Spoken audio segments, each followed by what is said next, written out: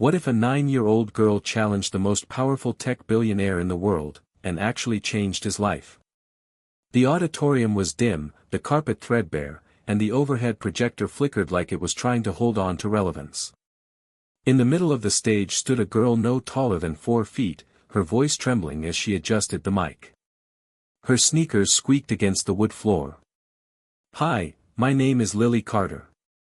I'm 9 years old. I used to go to the STEM club at our community center, until it closed down last week because your company stopped funding it." She paused, looking directly at the handheld camera someone in the audience had raised. Her voice wavered, but her eyes were fierce. "Mr. Musk, you said you want to go to Mars. But I just want to go to 5th grade science." The crowd murmured. No one expected her to say that. The man recording the video turned the camera sideways slightly, then righted it. In the background, someone whispered, "Is she talking about Elon Musk?" She was. She kept going. "You inspire people to build rockets and invent electric cars. I watched all your videos. My dad and I used to build models and pretend we worked for you. Then he died, and all I had was STEM Club. Now that's gone, too." A silence blanketed the room. You could hear the air vents humming, the occasional cough. "I wrote to you 3 times. I know you're busy. But I thought maybe, if I stood here, and asked in person, you might hear me." She looked down at her hands. "I want to be an engineer.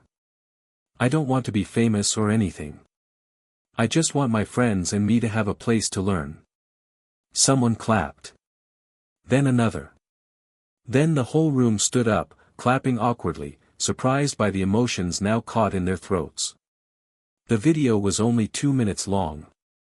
It was uploaded later that evening with a simple caption, "Little girl pleads with Elon Musk to save her STEM program." It sat unnoticed for 12 hours, until a YouTuber with 10 million followers stumbled across it and shared it with a tearful reaction. "This hit hard. She reminds me of my daughter," he said. Within a day, the video crossed 3 million views.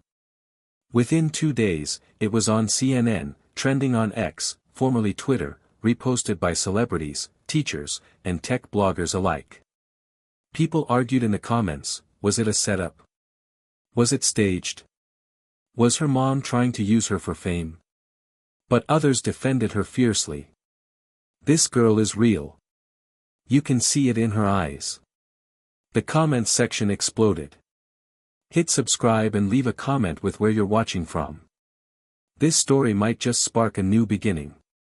What's one thing that always pushes you forward, even when things get tough? People responded, "Hope. My kids. Memories of my dad. The belief that good people still exist." Somewhere in rural Ohio, Lily Carter sat cross-legged in her tiny bedroom, clutching a worn stuffed astronaut named Neil. She didn't know she'd become a lightning rod for a national debate. All she knew was that her mom, Jessica, had cried when they closed the center, and now people were calling their house non-stop. "Mom," Lily said, "what's going on?" Jessica tried to smile as she placed the phone back on the receiver. "You, sweetie.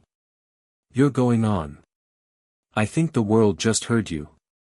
In a modern glass building in Palo Alto, Elon Musk was staring at his phone, barely blinking. He'd been tagged in over 2,000 posts in the last hour, all linking the same video. He played it. Then again. And again. His assistant entered the office, pausing at the door. "Sir.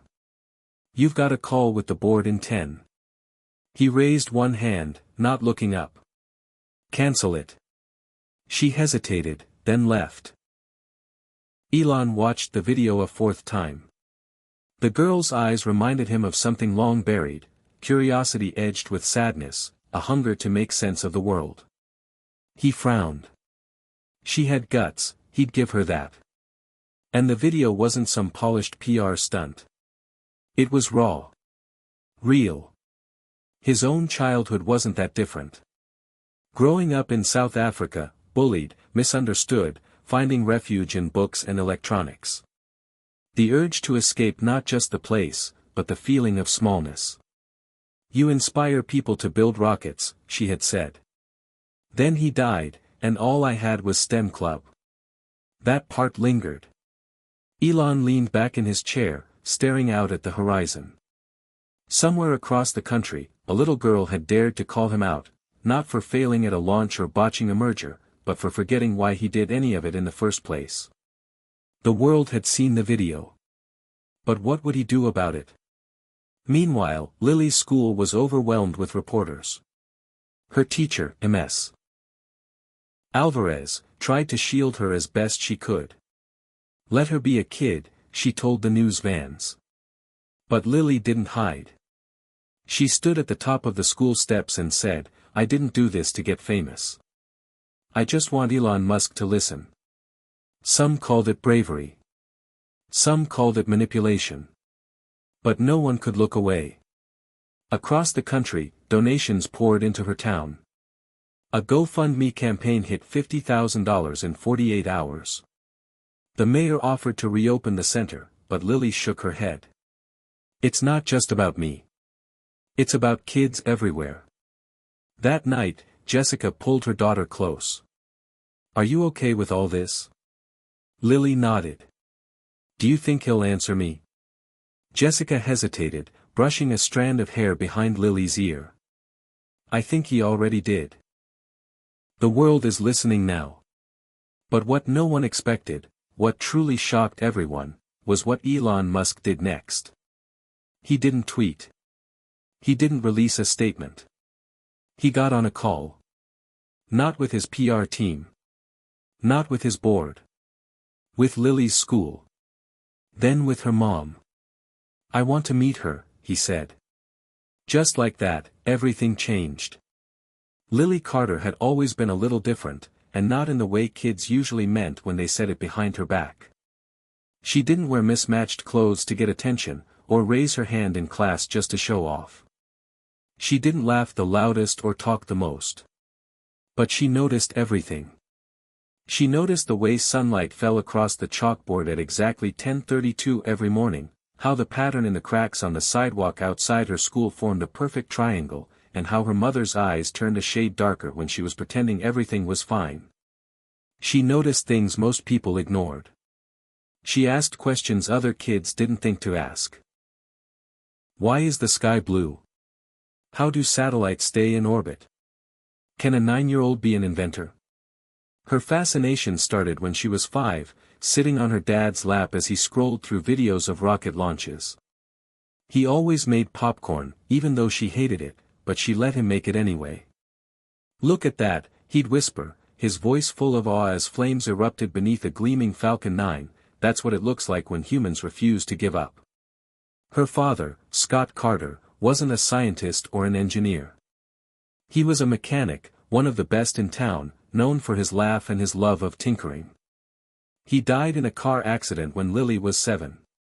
It shattered her world, and something inside her cracked like ice on pavement. But she didn't cry at the funeral. She didn't scream or ask why.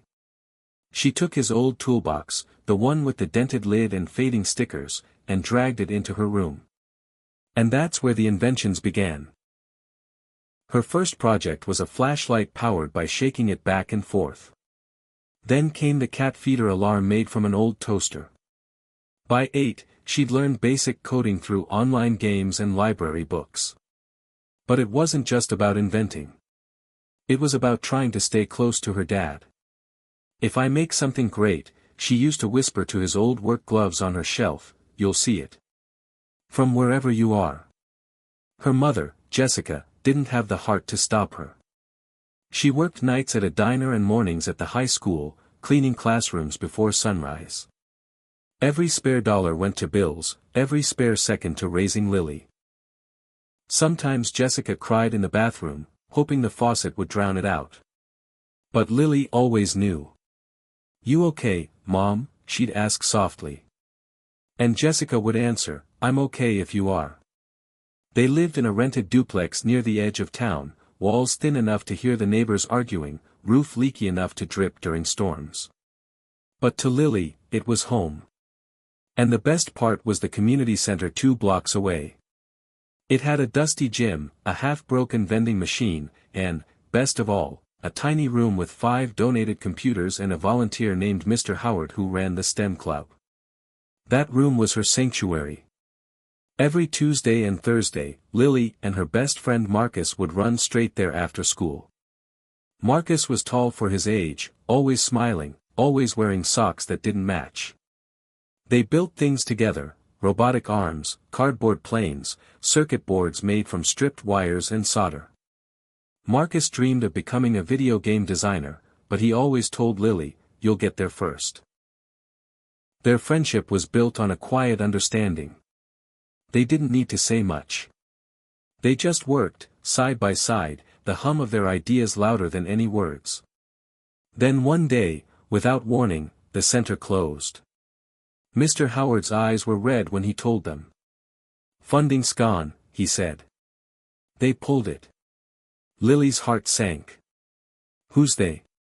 He hesitated. "The Elon Musk Foundation. They were our biggest grant." Lily couldn't believe it. Elon Musk, her hero. The man who inspired her to dream beyond her small town. The one who talked about changing the world. That night, she went home and wrote her first letter. "Dear Mr. Musk," she began, "my name is Lily and I'm 9 years old. I live in Ohio. My dream is to work for NASA or SpaceX. But my STEM club just got shut down. They said your foundation stopped paying for it. I don't know if you know that happened. But I just wanted you to know. Because it made me really sad. I hope you're okay." She drew a rocket at the bottom. She sent it to the foundation's address listed online. Weeks passed. No reply. She wrote again. This time, she added a diagram of the solar-powered light-up shoes she'd designed. Still no answer. Her mom said maybe he just hadn't seen it. "People like that get a lot of mail, honey." Lily tried to believe it. But something inside her said he'd forgotten. Forgotten kids like her. Forgotten why any of it mattered. Then Ms. Alvarez told her about the science fair. "You don't have to build anything," she said. "Just show up. Tell your story." So she did. And everything changed. Now, just days after that fateful speech, Lily's name was known across the internet. But inside, she was still the same girl who built a solar oven out of an old satellite dish. She still carried her dad's wrench in her backpack for luck. She still missed him so much it hurt sometimes. The only difference was that now, the world was looking. And not everyone was kind. Online, people debated whether a 9-year-old could write like that, whether she'd been coached, whether her mom was pushing her for fame. "Probably a PR stunt," one post read. "She's being used. Give me a break, she's just a kid. This is the kind of girl who'll build the next iPhone." Lily read them all. Her mom told her not to, but she couldn't help it. Some comments made her smile. Others made her want to disappear. Marcus tried to distract her. "Let's build something. Wanna try coding that AI chatbot again?" But she just shook her head. Not today. She couldn't focus. Something had shifted. She wasn't invisible anymore. That weekend, her mom got a call. She was folding laundry while Lily tried to fix a broken drone they'd found at a garage sale. "Hello?" Jessica said. Her voice went sharp. "Who is this?" Then softer. "No.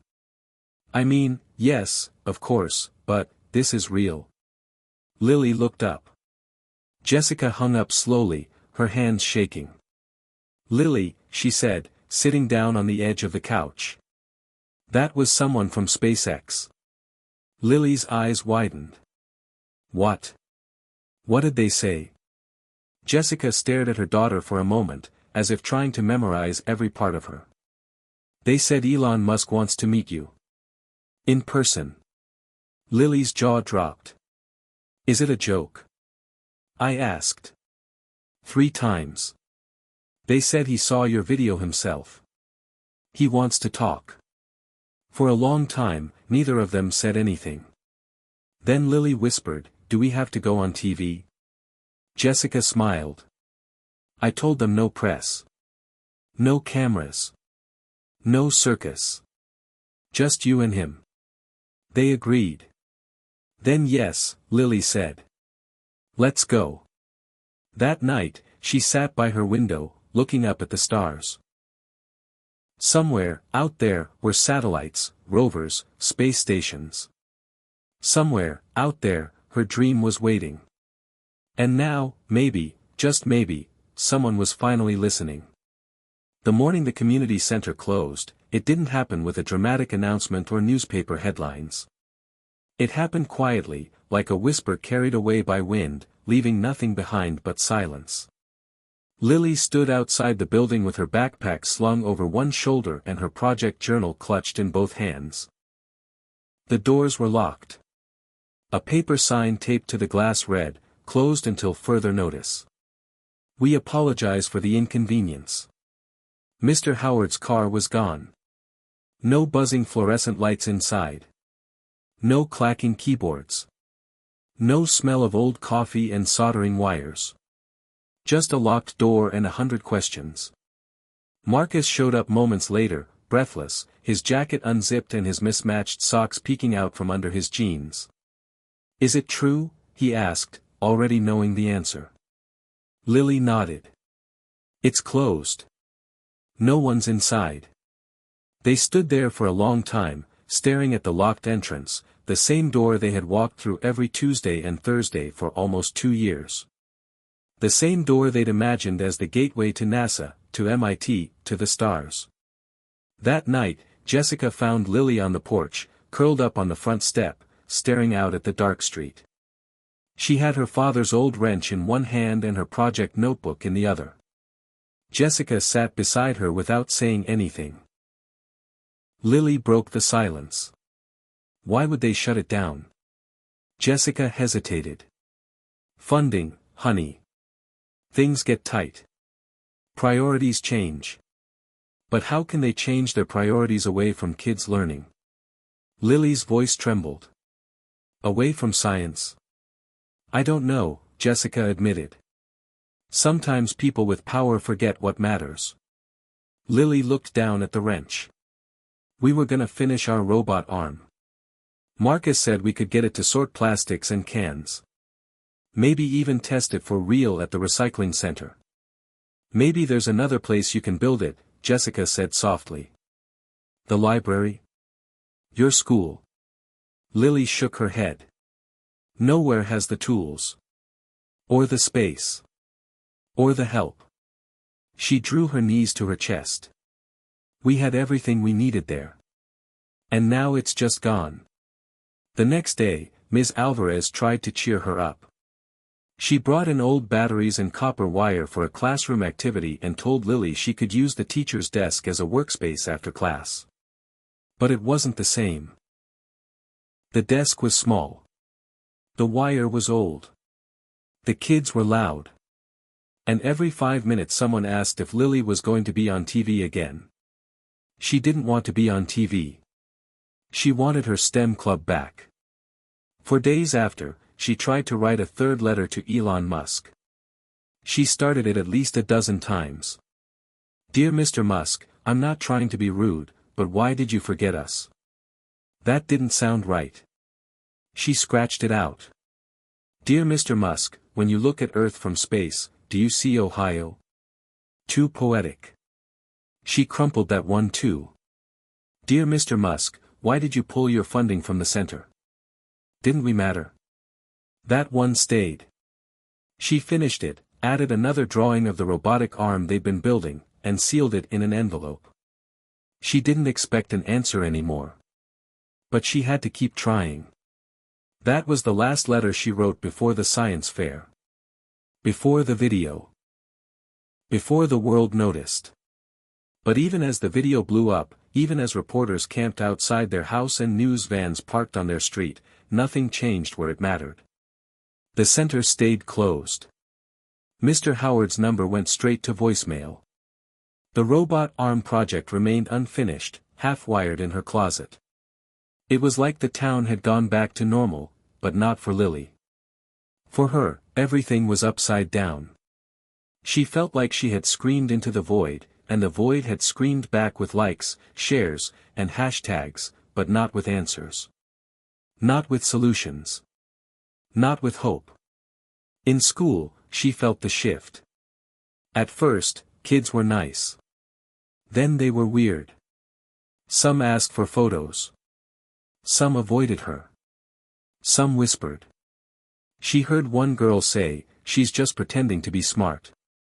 Another boy muttered, "Bet she made it up." Marcus stayed on her side, always sitting next to her, always quick with a joke or a silly drawing when she looked sad. But even he seemed quieter these days. More unsure. "You think this was a mistake?" she asked him one afternoon, as they sat behind the school, watching clouds move across the sky. "What do you mean?" "Speaking out. Going viral. All of it." He thought for a long moment. "No," he said. "It just didn't fix everything right away. Doesn't mean it was wrong." She sighed. "I just feel like nothing changed." "People heard you," he said. "That's not nothing." But she didn't feel heard. Not really. Not in the way that mattered. Not in the way that brought the center back or gave her back that quiet room full of possibility. Her mom tried to shield her from the worst of it. She turned off notifications. She unplugged the landline. But the world still found them. Letters started arriving from all over, some handwritten in crayon, others typed with government seals. One came from a teacher in Nebraska who said her students watched Lily's video and were inspired to build a model rocket. Another from a retired engineer who sent blueprints for a solar-powered greenhouse.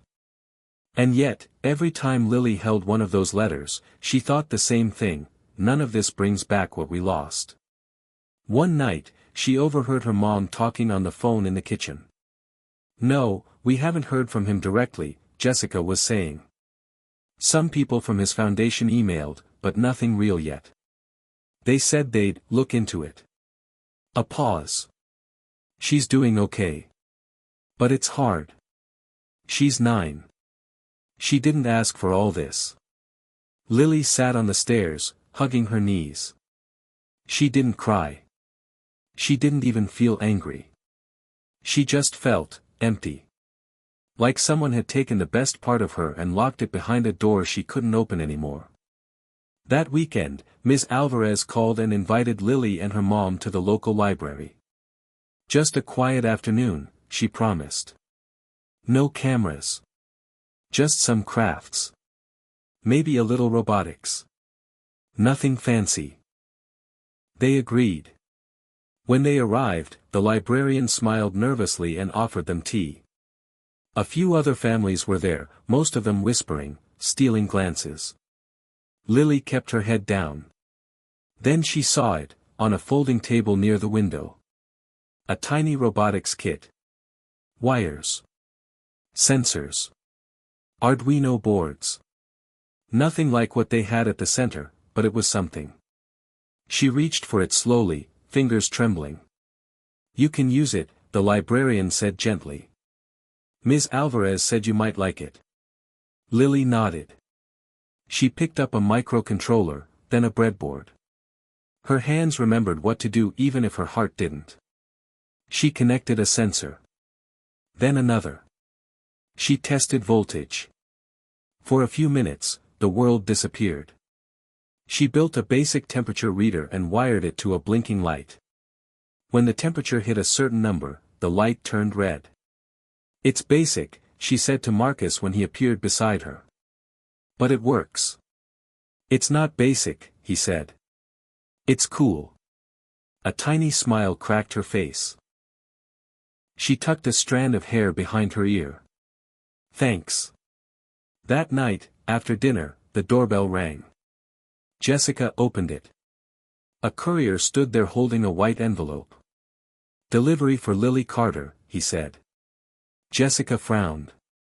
From who? SpaceX, the courier replied. Personal delivery. Lily stepped into the hallway, her breath catching.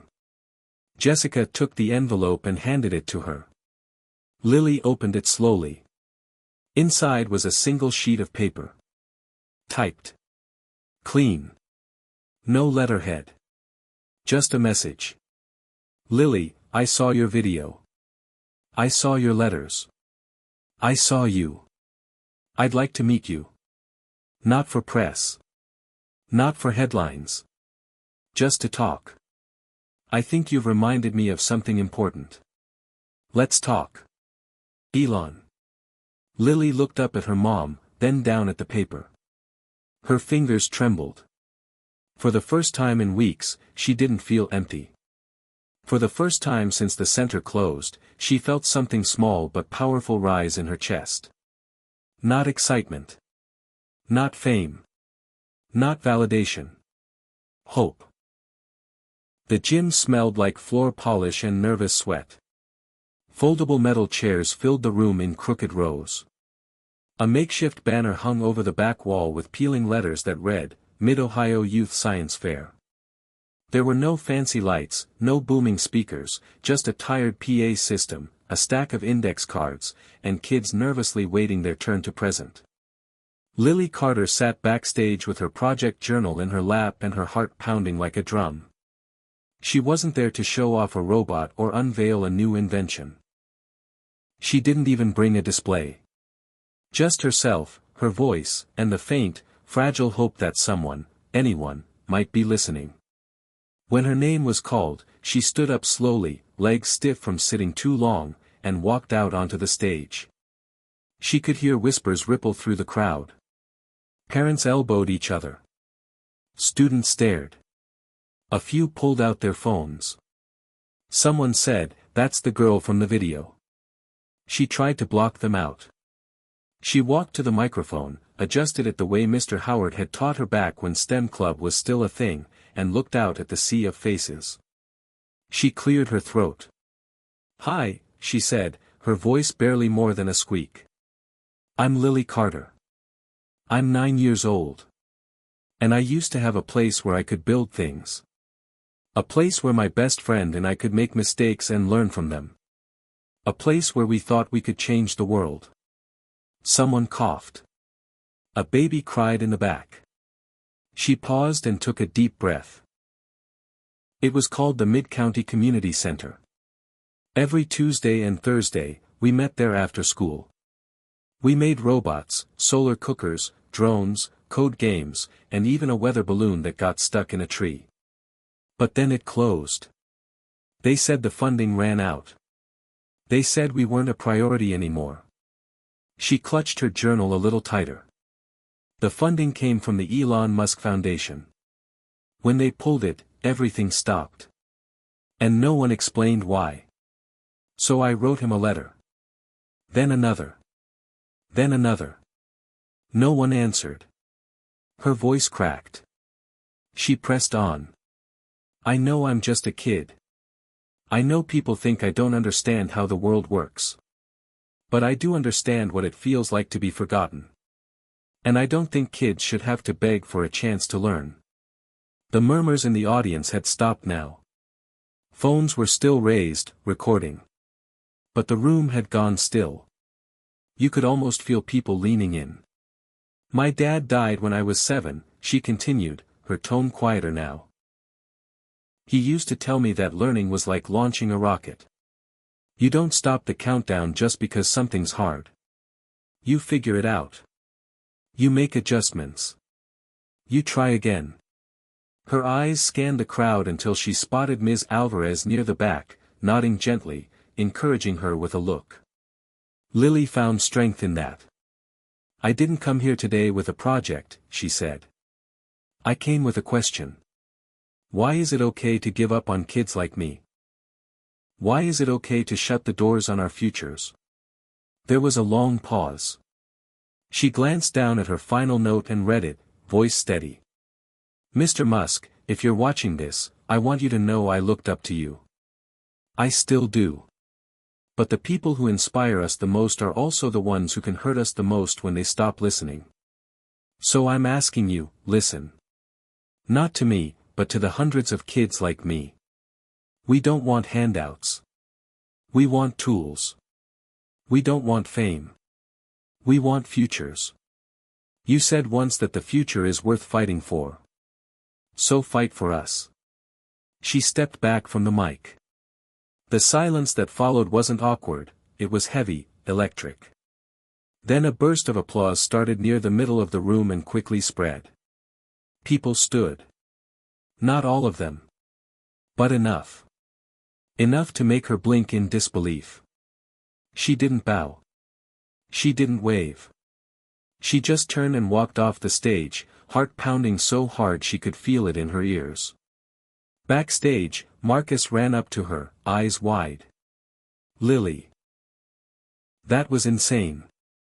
She shook her head. I was shaking the whole time. You didn't look like it. You looked like you owned the place.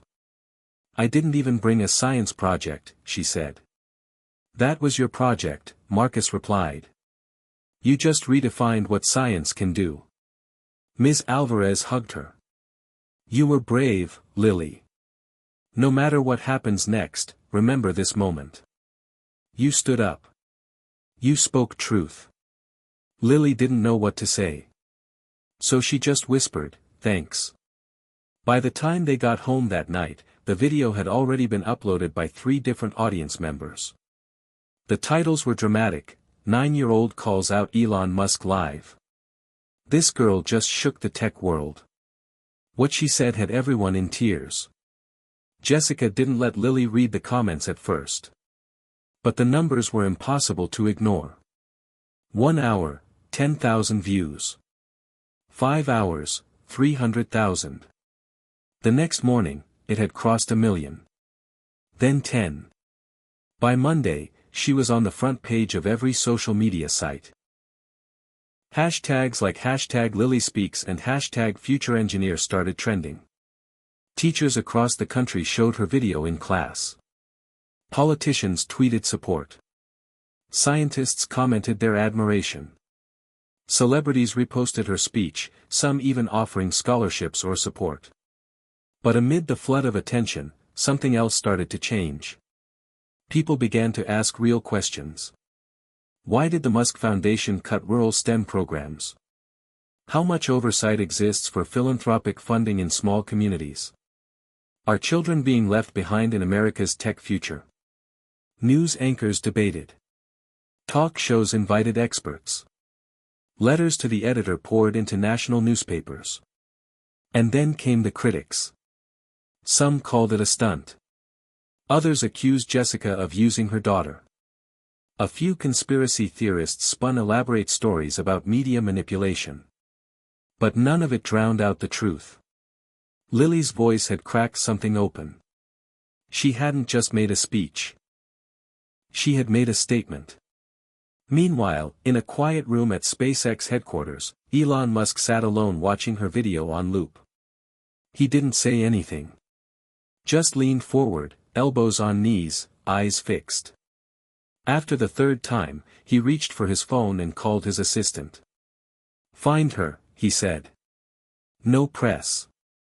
No cameras. Just a meeting. The assistant paused.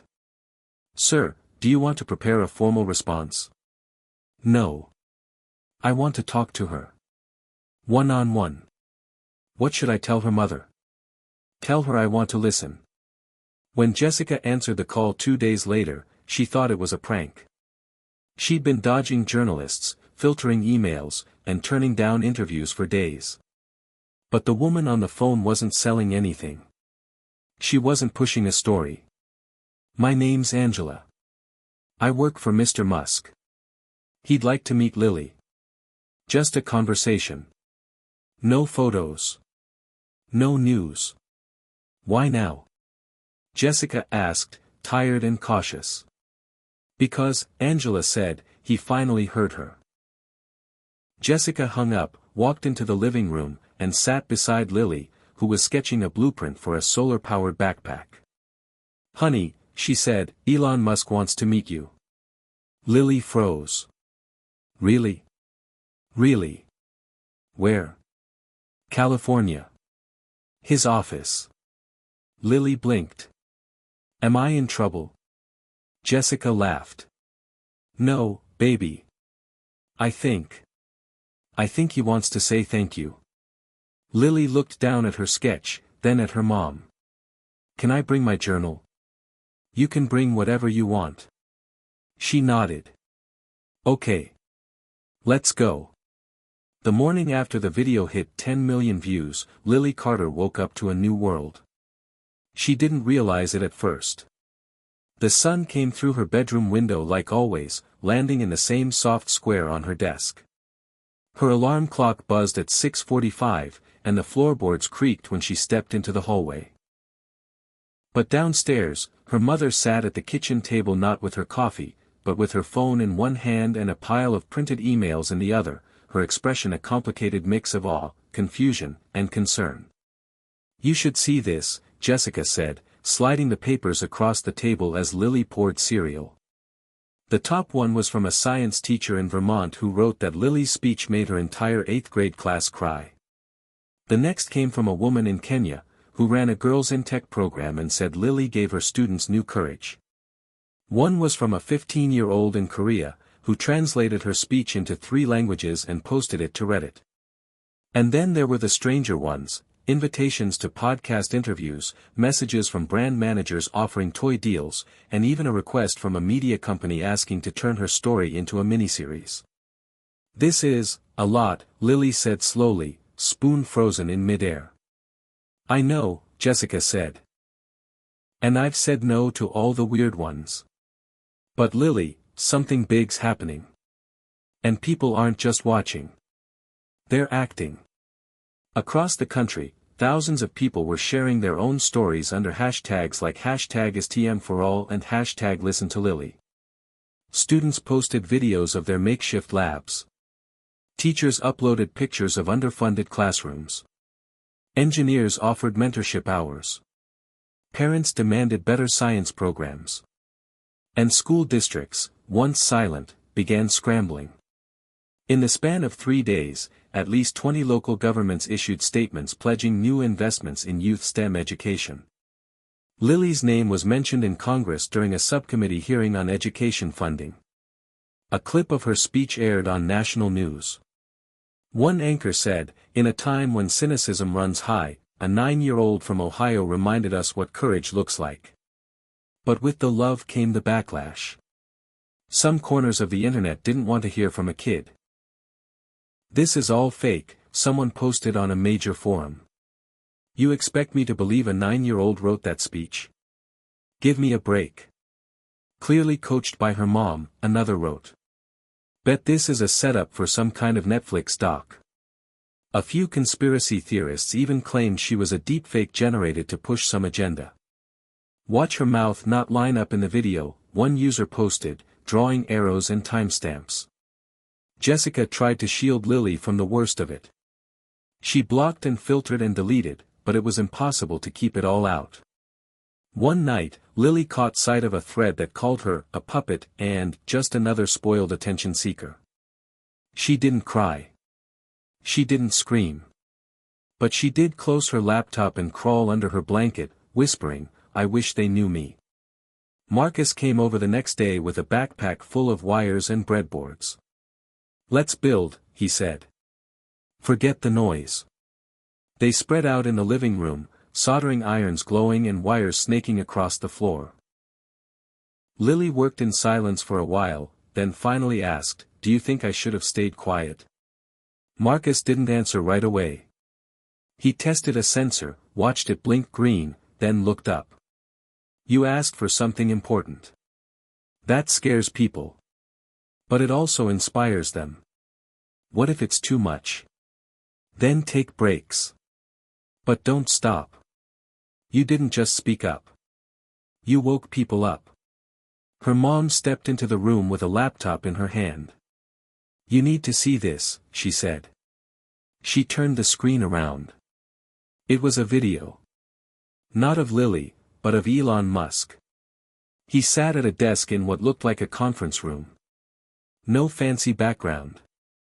No flashing logo. Just him.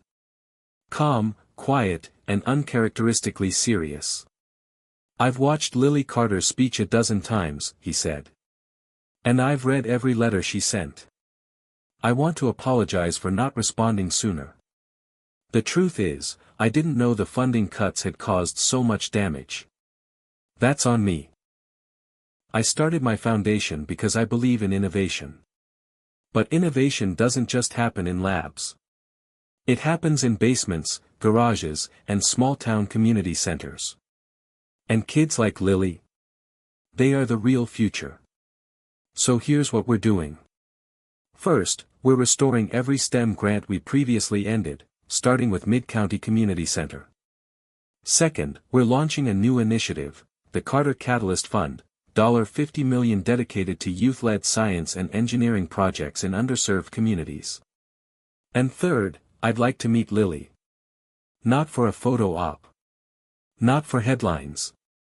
Just to listen. Because she reminded me of something I forgot, that sometimes, the smallest voices say the most important things." The video ended. Jessica stared at her daughter. "Lily," she whispered. But Lily didn't say anything. She just watched the screen, eyes wide.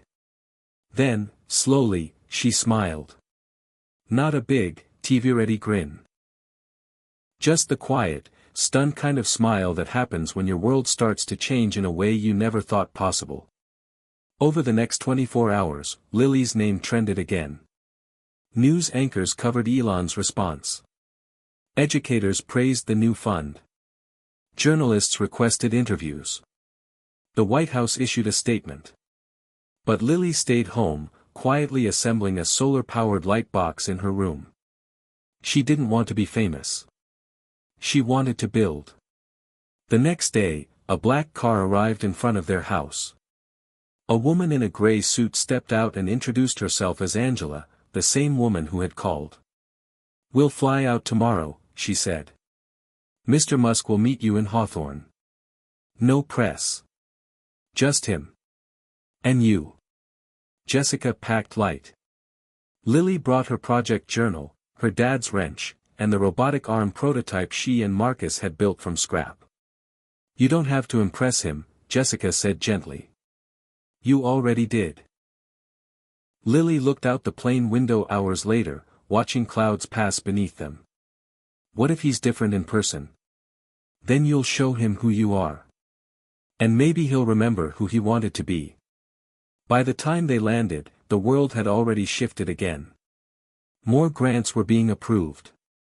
Letters poured in from other countries. Activists began lobbying for Lily's story to be taught in classrooms as part of media literacy and civic education. But none of that mattered to Lily as much as what would happen in the next 24 hours.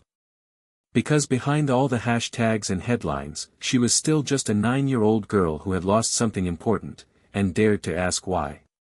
And now, the man who unknowingly took it away was ready to hear the answer. The glass doors slid open with a whisper, revealing a sleek lobby filled with the scent of ozone and metal. Lily had never seen anything like it. The floor gleamed like liquid steel. Digital displays hummed softly, showing rocket schematics and solar panel installations. A massive model of the Starship rocket loomed above the reception area, its sharp nose pointing toward the sky like a monument to dreams. She clutched her worn project journal and the small robotic arm prototype in her backpack. Her heart thudded in her chest, but her face was calm, unreadable, just like her mom taught her when emotions threatened to bubble over. Jessica gave her hand a quick squeeze. "Remember," she whispered, "you're not here to prove anything. You already did." Angela greeted them again in the lobby, this time wearing sneakers instead of heels, a quiet signal that this wasn't a PR stunt. "He's waiting upstairs," she said, smiling. "Just the two of you. He didn't want this to feel formal." "Is he nervous?" Lily asked. Angela laughed, a soft, genuine sound.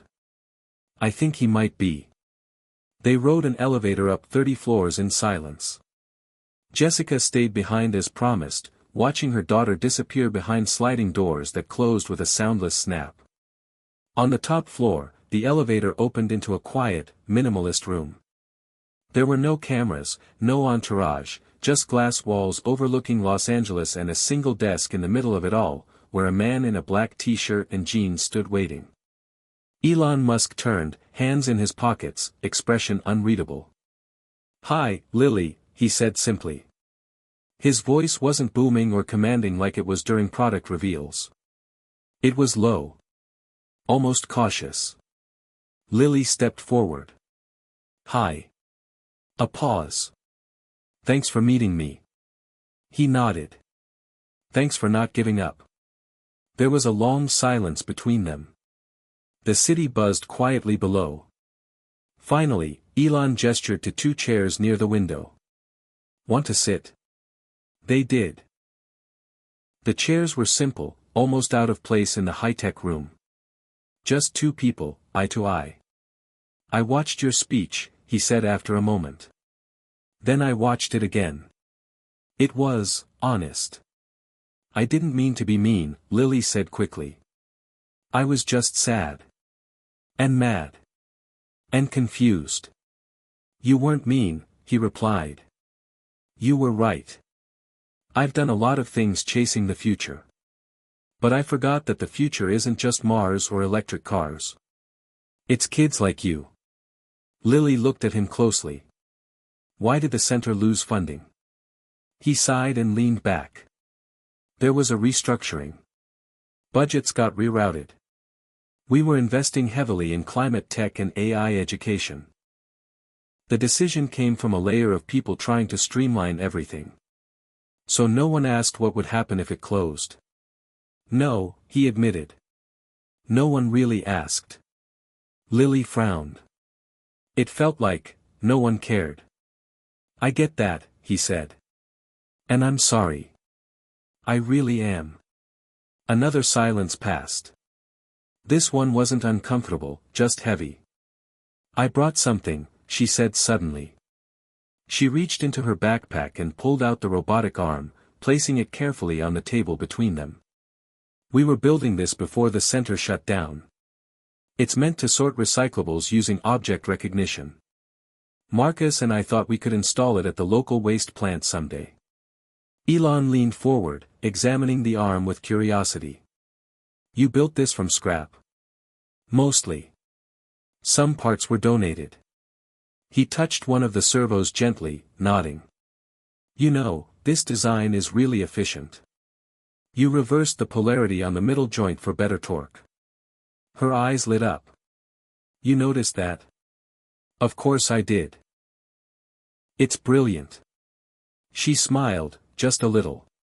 "We didn't get to finish the sorting algorithm. Do you want to?" She paused. "I want a place where kids can build things without asking permission. Without needing to go viral first. Just, because they're curious. That's why I started building rockets," he said. "Not for money. Just because I was curious." They sat together a moment longer, looking at the city, the prototype between them. "I want to offer you something," he said finally. "Not a scholarship. Not a sponsorship. I want to build something together. You and me." Her eyes widened. "Like what?" "A nationwide youth innovation network. Places where kids can build without limits. Every state. Fully funded. No red tape. No gatekeeping. Just access. Tools. Mentors. Like your center, but multiplied 1,000 times." Lily's mouth fell open.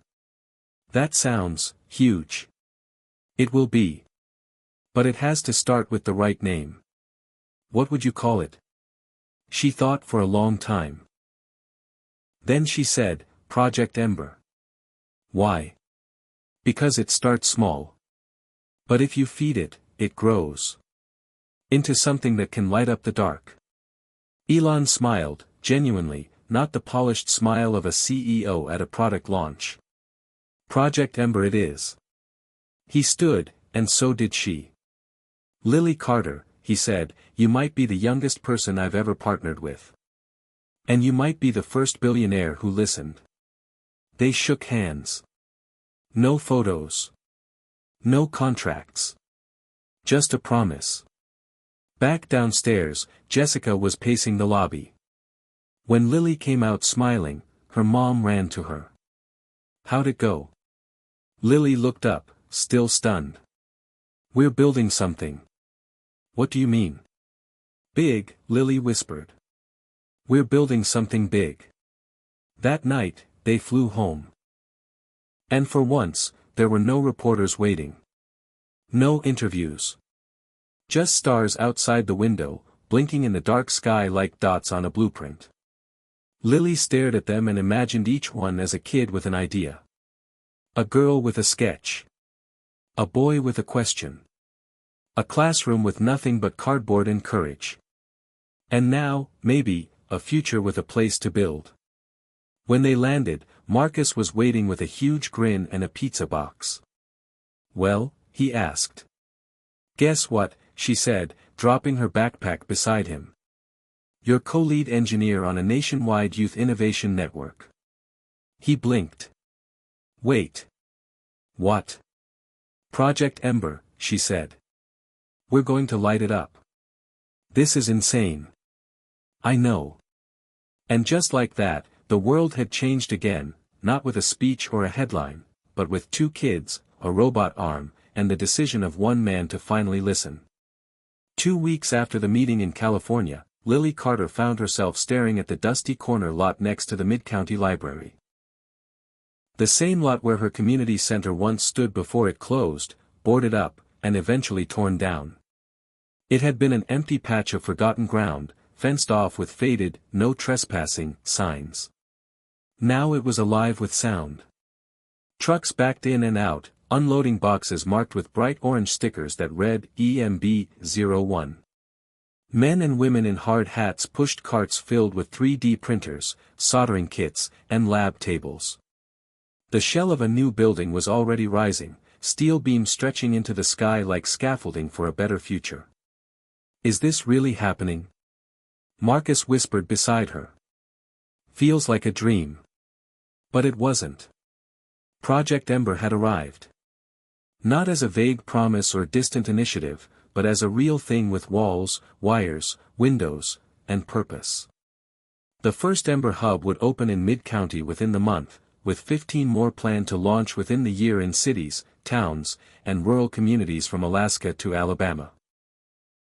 Elon Musk had delivered, just as he said he would, not with press releases or ribbon cuttings, but with quiet efficiency and a deep checkbook. But the real surprise wasn't how fast the project moved, it was who he put in charge. Lily Carter wasn't just the girl who inspired Ember. She was its chief youth director. It's not a title, she told her mom. It's a responsibility. And she took it seriously. Every decision, from the layout of the workspaces to the open access policies, ran through her team, made up of students, not adults. Marcus was in charge of robotics infrastructure. A girl named Zara in Arizona led coding lab designs. A group from Detroit handled energy efficiency standards. Together, they made sure Ember wouldn't just be another top-down program adults forgot about in 5 years. This time, kids built the blueprint. Lily spent her mornings in video calls with students from all over the country and her afternoons on site with contractors, asking questions no one expected from a 9-year-old. Why aren't the soldering benches height adjustable?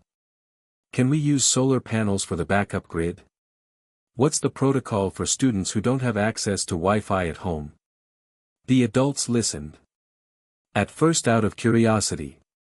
Then out of respect. Because Lily wasn't just smart, she was relentless. She remembered every overlooked kid she'd met, every broken piece of equipment, every locked door. Ember, to her, wasn't about opportunity. It was about justice. We're not here to give kids a shot, she told a visiting official. We're here to give them a place where they don't have to ask for one. The internet watched with fascination. Project Ember trended again, but this time the headlines shifted. No longer was Lily just the girl who called out a billionaire. Now she was the architect of Ember, the youngest program director in America, and even, in one article, the girl building America's science future. Reporters came, of course. They always came. But Lily only spoke when it mattered. "This isn't about me," she said in one carefully edited interview. "It's about making sure no kid ever has to lose their learning space again." Still, the media attention didn't bother her as much anymore. She'd grown thicker skin, learned how to block noise. What mattered were the messages. Every day her inbox filled with them, photos of kids soldering circuits in Montana, building wind turbines in Mississippi, coding weather apps in Maine. One video showed a boy in a wheelchair grinning as he used a voice-activated robot to open a cabinet, his first ever build. He ended the video by saying, "Thank you, Lily. I didn't know I could do this until now." That one made her cry. Not sad tears, hopeful ones. The kind that came when you realized something you built was finally helping someone else stand taller. But not everyone was happy. In boardrooms across the country, old STEM nonprofits began to feel pressure. Their bloated budgets and narrow access policies came under scrutiny. One tech lobbyist even warned that Project Ember was disrupting traditional educational hierarchies. Good, Lily said when she heard that. They needed disrupting. Meanwhile, Elon stayed involved, quietly and consistently. He visited the site twice, unannounced, just to walk the halls and talk with kids. He didn't bring cameras. He brought tools, once sitting with a group of 7th graders for an hour to help debug their drone navigation code. He texted Lily every few days with encouragement or questions, once even asking if she'd consider co-authoring an open-access STEM curriculum. She'd replied with, "Only if students get to review every draft." He sent back a thumbs-up emoji. And then came the letter from Washington. A formal invitation. Not a photo op. Not a ceremony.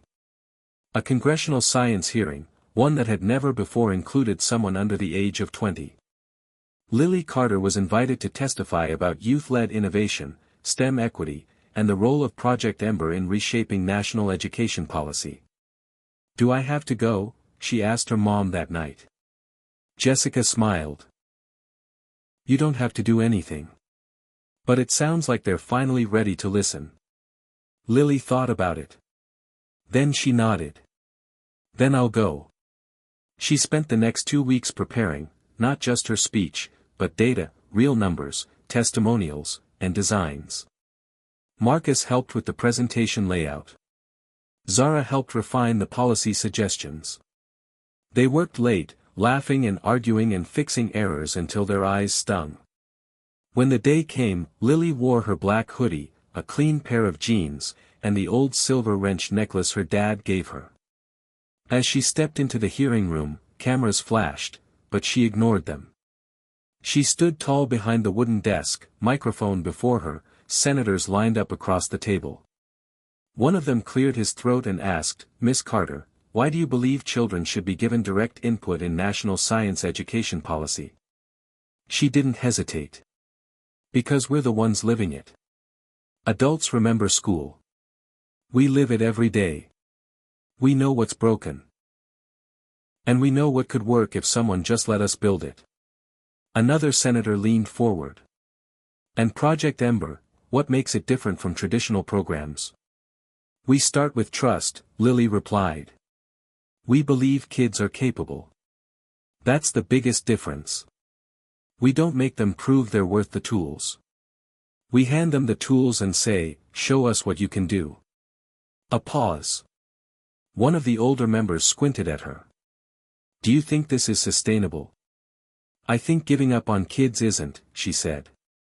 The room went quiet. And then, applause. Not the kind reserved for showy moments, but something softer. Earnest. Respectful. That evening, the clip aired on national news. Lily went viral again. But this time, no one called her dramatic. No one questioned her words. They listened. And back in Mid-County, the first Ember Hub opened its doors to more than 200 kids, each one wide-eyed as they stepped into a space designed for them. The walls were lined with shelves of parts. Laptops sat ready at every station. Solar panels powered the lights. And above the main entrance hung a glowing orange sign with just 2 words, "Build Forward." Lily stood near the back with Marcus, watching it all unfold. "We did it," he whispered. She shook her head. "We're just getting started." And as the laughter of kids filled the air, as circuits buzzed and code compiled and dreams sparked into motion, Lily knew one thing for sure: this was only the beginning. The grand opening of the first Ember Hub had sparked a wildfire of enthusiasm across the country. Kids from every background were logging into virtual maker spaces, submitting blueprints to Ember's National Project Archive, and even forming cross-state collaboration teams. The media painted it as a miracle, a grassroots revolution born from the boldness of a 9-year-old. But not everyone saw it that way. Behind closed doors, in gray offices and quiet committee rooms, conversations took on a different tone. One evening, deep in a DC think tank funded by a conglomerate of private education lobbyists, a meeting was called in a windowless boardroom lined with stale coffee and colder intentions. "It's getting out of hand," said one sharply dressed man in a navy suit. "This girl has bypassed every gatekeeping mechanism we've spent decades installing." "It's one hub," another replied, flipping through a printed dossier titled, "Project Ember, Operational Risk Review." 15 more by the end of the year, a woman snapped, tapping her pen. And if you've seen the draft education bill circulating the House, her testimony has real teeth. They're pushing for student-led innovation councils. It's gaining support from both sides. "Because of a child," the first man said bitterly. "A child with an internet following." There was a silence, heavy with the weight of threatened egos. Finally, the woman leaned forward. "So what's the move?" "We can't go after a kid." "We don't have to," said another. "We just cast doubt on the movement. Undermine the methods. Subtly. Quietly. Influence local boards, plant policy questions in hearings, fund opposition under the radar." And the public? The public forgets. "We just have to wait out the hype cycle. She's 9. It'll fade." But it didn't fade. Ember expanded faster than projections. Dozens of schools opted in. Independent labs popped up in garages and libraries. Rural towns that hadn't received attention in decades were now being contacted by engineers offering to help mentor their kids. The tide was turning, and the old systems were scared. That's when the disinformation started. At first, it was just strange tweets from anonymous accounts. "Where is all the Ember funding really going?" one read. "Why are untrained children handling electrical components?" said another. A few seeded rumors about foreign influence and unsupervised experimentation. It all seemed absurd, until one viral post claimed a child had been injured using an Ember circuit kit. The story spread fast, a boy in Nebraska hospitalized after mishandling a soldering iron. Photos, interviews, even hospital records started to surface. The internet reacted with predictable outrage. "Where are the adults?" people asked. "This is what happens when you let children run labs." News stations ran segments on lab safety. Politicians who had once praised Lilly now paused, issuing cautious statements about the need for proper oversight. Ember's inbox flooded with concerned messages. Donors pulled back. Parents hesitated. And Lily Carter, 9 years old and utterly unprepared for the dark side of influence, sat in her room staring at her screen, watching everything she built start to tremble. "Mom," she whispered, holding her laptop like it was a ticking bomb. "They think we hurt someone." Jessica sat beside her and took the laptop gently. "Let's not panic. But what if people stop trusting us? What if they shut everything down? Then we fight back. With the truth. They reached out to the Nebraska family. No response. No record of admission at the hospital. No interviews beyond a single heavily edited clip that had already been debunked in forums by digital forensics experts. But the damage was done. Doubt had been planted. The media began hedging its praise. Supporters backed off. Lilly gave one brief statement on Ember's main account: "We are investigating every claim with transparency and care. Our first priority is the safety and empowerment of students." But that wasn't enough for some. "You're too young to lead this," one commentator said on a primetime panel. "Where's the accountability?" "That's the problem with internet heroes," another sneered. Eventually, the shine fades. And for the first time in months, Lilly felt afraid, not of losing the spotlight, but of failing the kids who had trusted her. The ones who had believed in Ember like she had. Marcus came over the next day and found her sitting in silence, a half-built drone abandoned on her desk. "You okay?" he asked. "No," she said. "I feel like I broke something I can't fix." He sat beside her. "You didn't break anything. But someone's trying to make it look like you did. I don't even know who. Then we find out." They started digging. Forums. Comments. Metadata. With help from Zara and her school's cybersecurity club, they traced the viral photo's original upload to a user with a connection to an education lobbying firm. Then another image surfaced as stock footage from a health training site, uploaded years before Ember even existed. It had all been staged. A coordinated smear. They brought it to Ember's legal team, who contacted Musk's office. And then Elon stepped in. Quietly, but forcefully. His legal team launched a full-scale investigation. The smear campaign was traced to a shell group funded by interests in private STEM publishing, entities threatened by Ember's open-source curriculum. Within days, public apologies were issued. The viral story was discredited. Journalists retracted headlines. But not everyone saw the truth. Some damage lingered. Trust, once cracked, was slow to rebuild. Lilly knew it would take more than debunked rumors to restore faith. So she did the hardest thing a kid could do: she kept going. She stood before the Mid-County Ember Hub and held a live stream. Just her. No script. No filter. They tried to scare us. They tried to divide us. But we're still here, she said. And we're not done. Because learning is not dangerous. Hope is not dangerous. And kids who dream big, are not dangerous. We are the future. And we won't back down. The stream exploded. Shared by scientists, students, even celebrities who had gone quiet during the scandal. The numbers surged. New support poured in. And at the end of the day, Lilly sat with Marcus in their lab and finished building the drone. They called it Phoenix 1. Because it had risen from fire. Next challenge? Marcus asked. National Student Science Fair, Lilly replied, grinning. Let's make it the biggest the world's ever seen. The shadow had passed. The resistance had been real. But the flame was still alive. Ember wasn't just surviving. It was about to burn brighter than ever. The announcement came with a burst of excitement that echoed across social media and school hallways alike.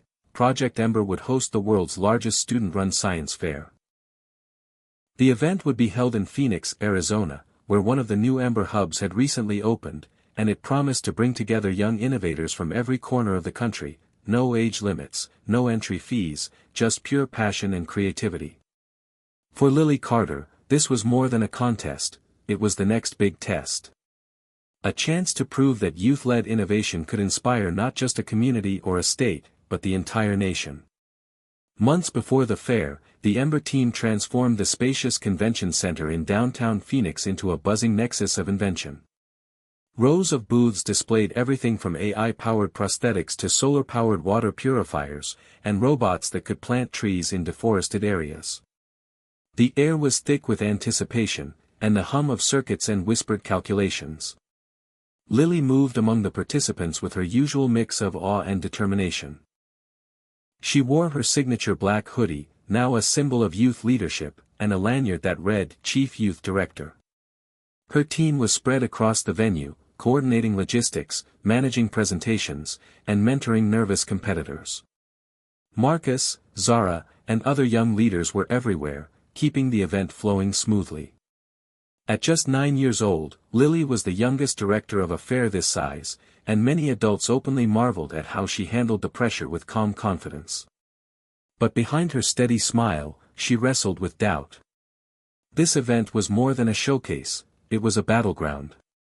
There were powerful interests still wary of Ember's growing influence.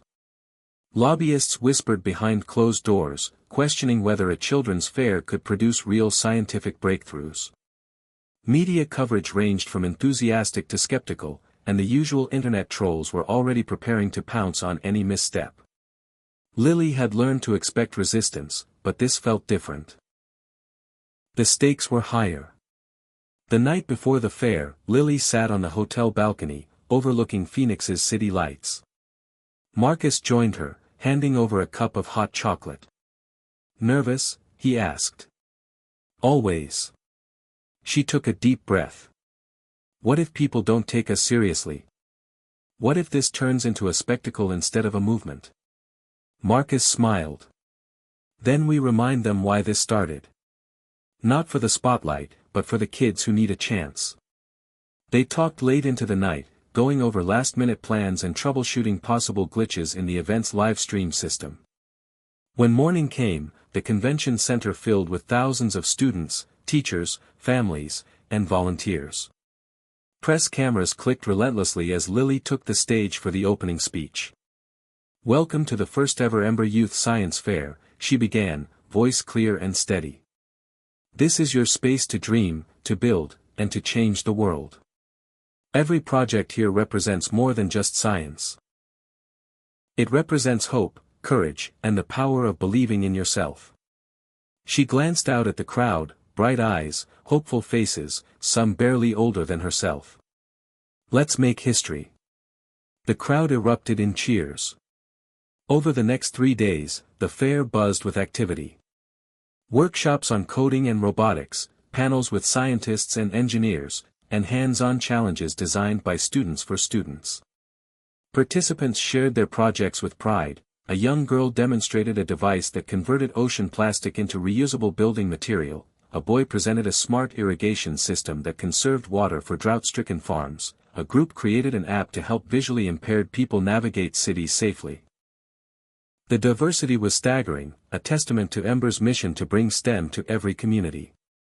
Judges from universities and tech companies roamed the floor, amazed at the level of ingenuity. Some projects were rough around the edges, but others were astonishing, pushing the boundaries of what youth were thought capable of. The event's live stream reached millions, sparking conversations worldwide. But the fair was not without challenges. On the second day, a technical glitch knocked the live stream offline for nearly an hour, sparking panic among organizers and viewers. Lily, refusing to let anxiety take hold, rallied her team. "Focus on the in-person event," she instructed. "We'll get the stream back up, but our priority is the kids here now." Her calm decisiveness quelled growing tension and reminded everyone of their shared purpose. Later, during the final presentations, a major sponsor threatened to withdraw funding over concerns about brand alignment after some participants openly discussed controversial topics like climate change and social justice. Lily faced the ultimatum head-on. "Our fair is about truth and discovery, not censorship," she declared. "If our sponsors want a safe status quo, they can find another event.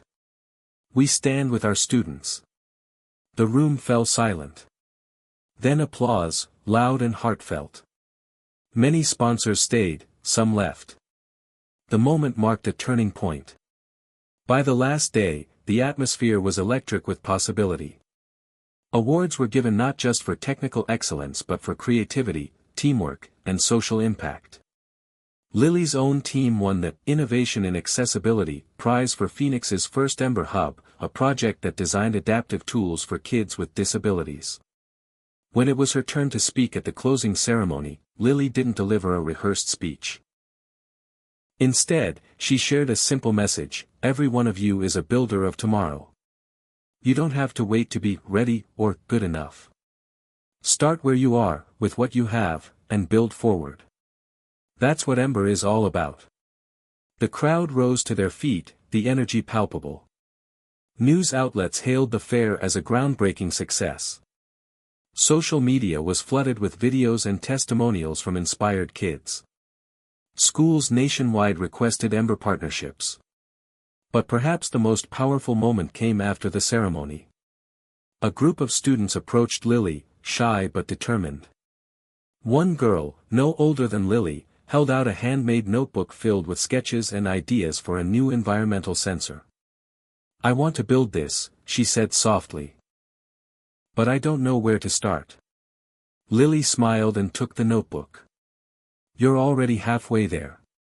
She promised to connect her with mentors and resources through Ember's growing network.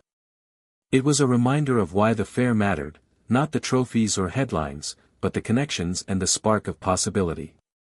On the plane back home, Lily reflected on the whirlwind of the past few days. The challenges, the victories, the faces of so many young dreamers. She knew the road ahead would be difficult, with resistance still lurking. But she also felt something new, an unshakable belief that this movement had crossed a threshold. It was no longer just a project. It was a force. A force that could reshape education, technology, and maybe even the world. As she looked out at the clouds below, she whispered to herself, "This is just the beginning." And somewhere in that vast sky of possibility, a new chapter awaited. One where a 9-year-old girl and her team would take their next big leap into the unknown. Hit subscribe and leave a comment with where you're watching from. This story might just spark a new beginning.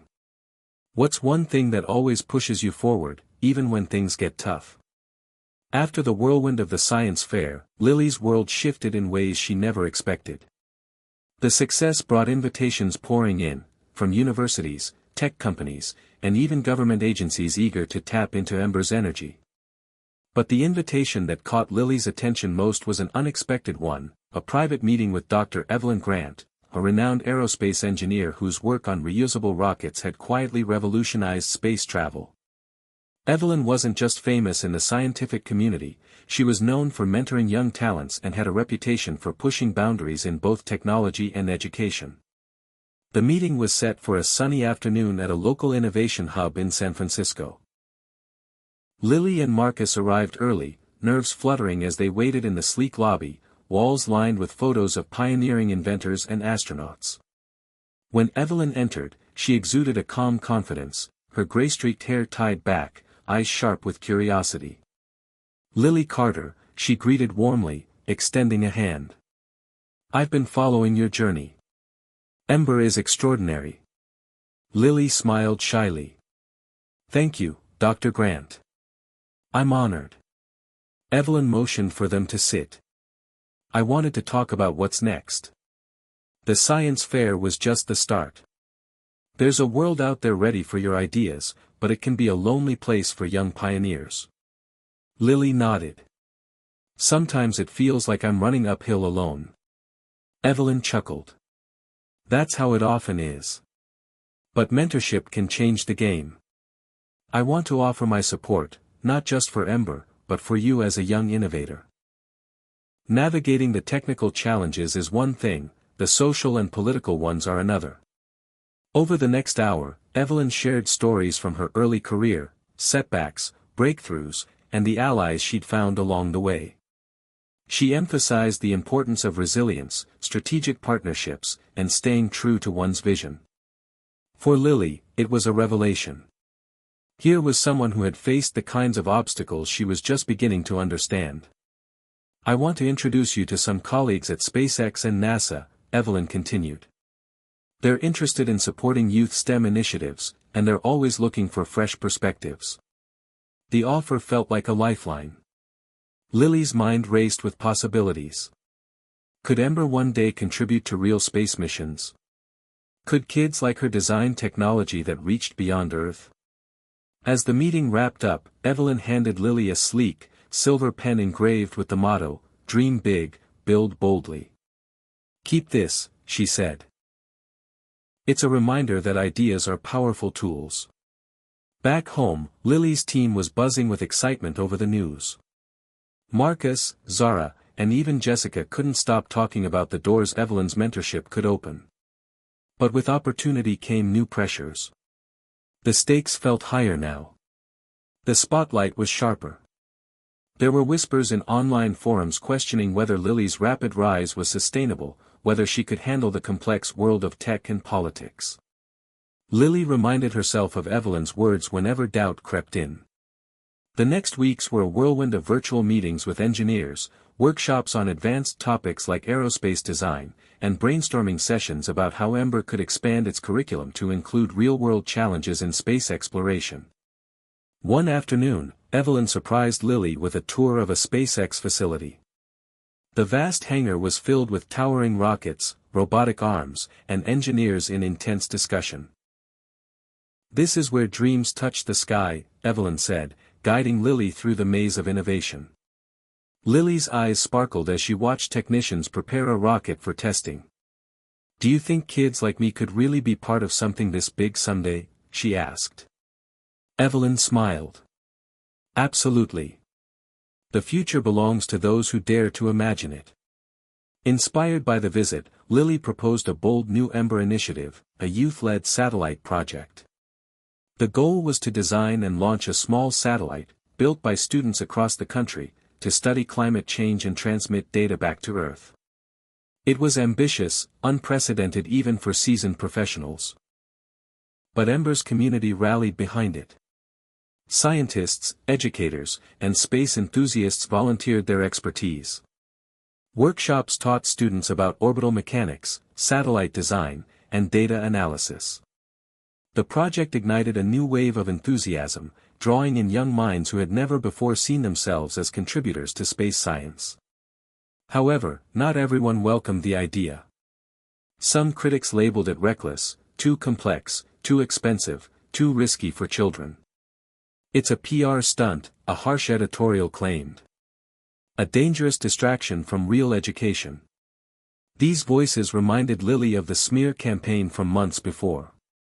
But Evelyn stood firmly by her side. Innovation requires risk. And progress belongs to the brave. Under Evelyn's mentorship, Lily learned to navigate the intricate dance of advocacy, media, and funding. She practiced clear, confident communication, explaining complex concepts in simple terms without losing accuracy. She met with policymakers to secure grants and permissions for the satellite launch. She coached younger Ember members on teamwork and perseverance. The pressure was intense, but Lily thrived. The satellite project became a beacon of possibility. Local news stations covered students soldering circuit boards and programming sensors. Online communities shared videos of prototypes and simulations.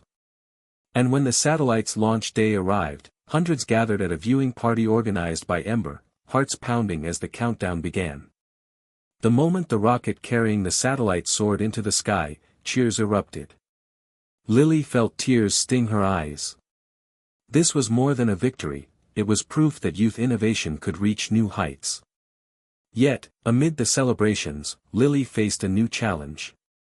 A complex malfunction delayed the satellite's data transmission. Overnight, disappointment threatened to dim the triumph. But with Evelyn's calm guidance, the team rallied, troubleshooting the issue with patience and determination. Days later, the satellite sent its first signals, a steady stream of invaluable environmental data. The world took notice.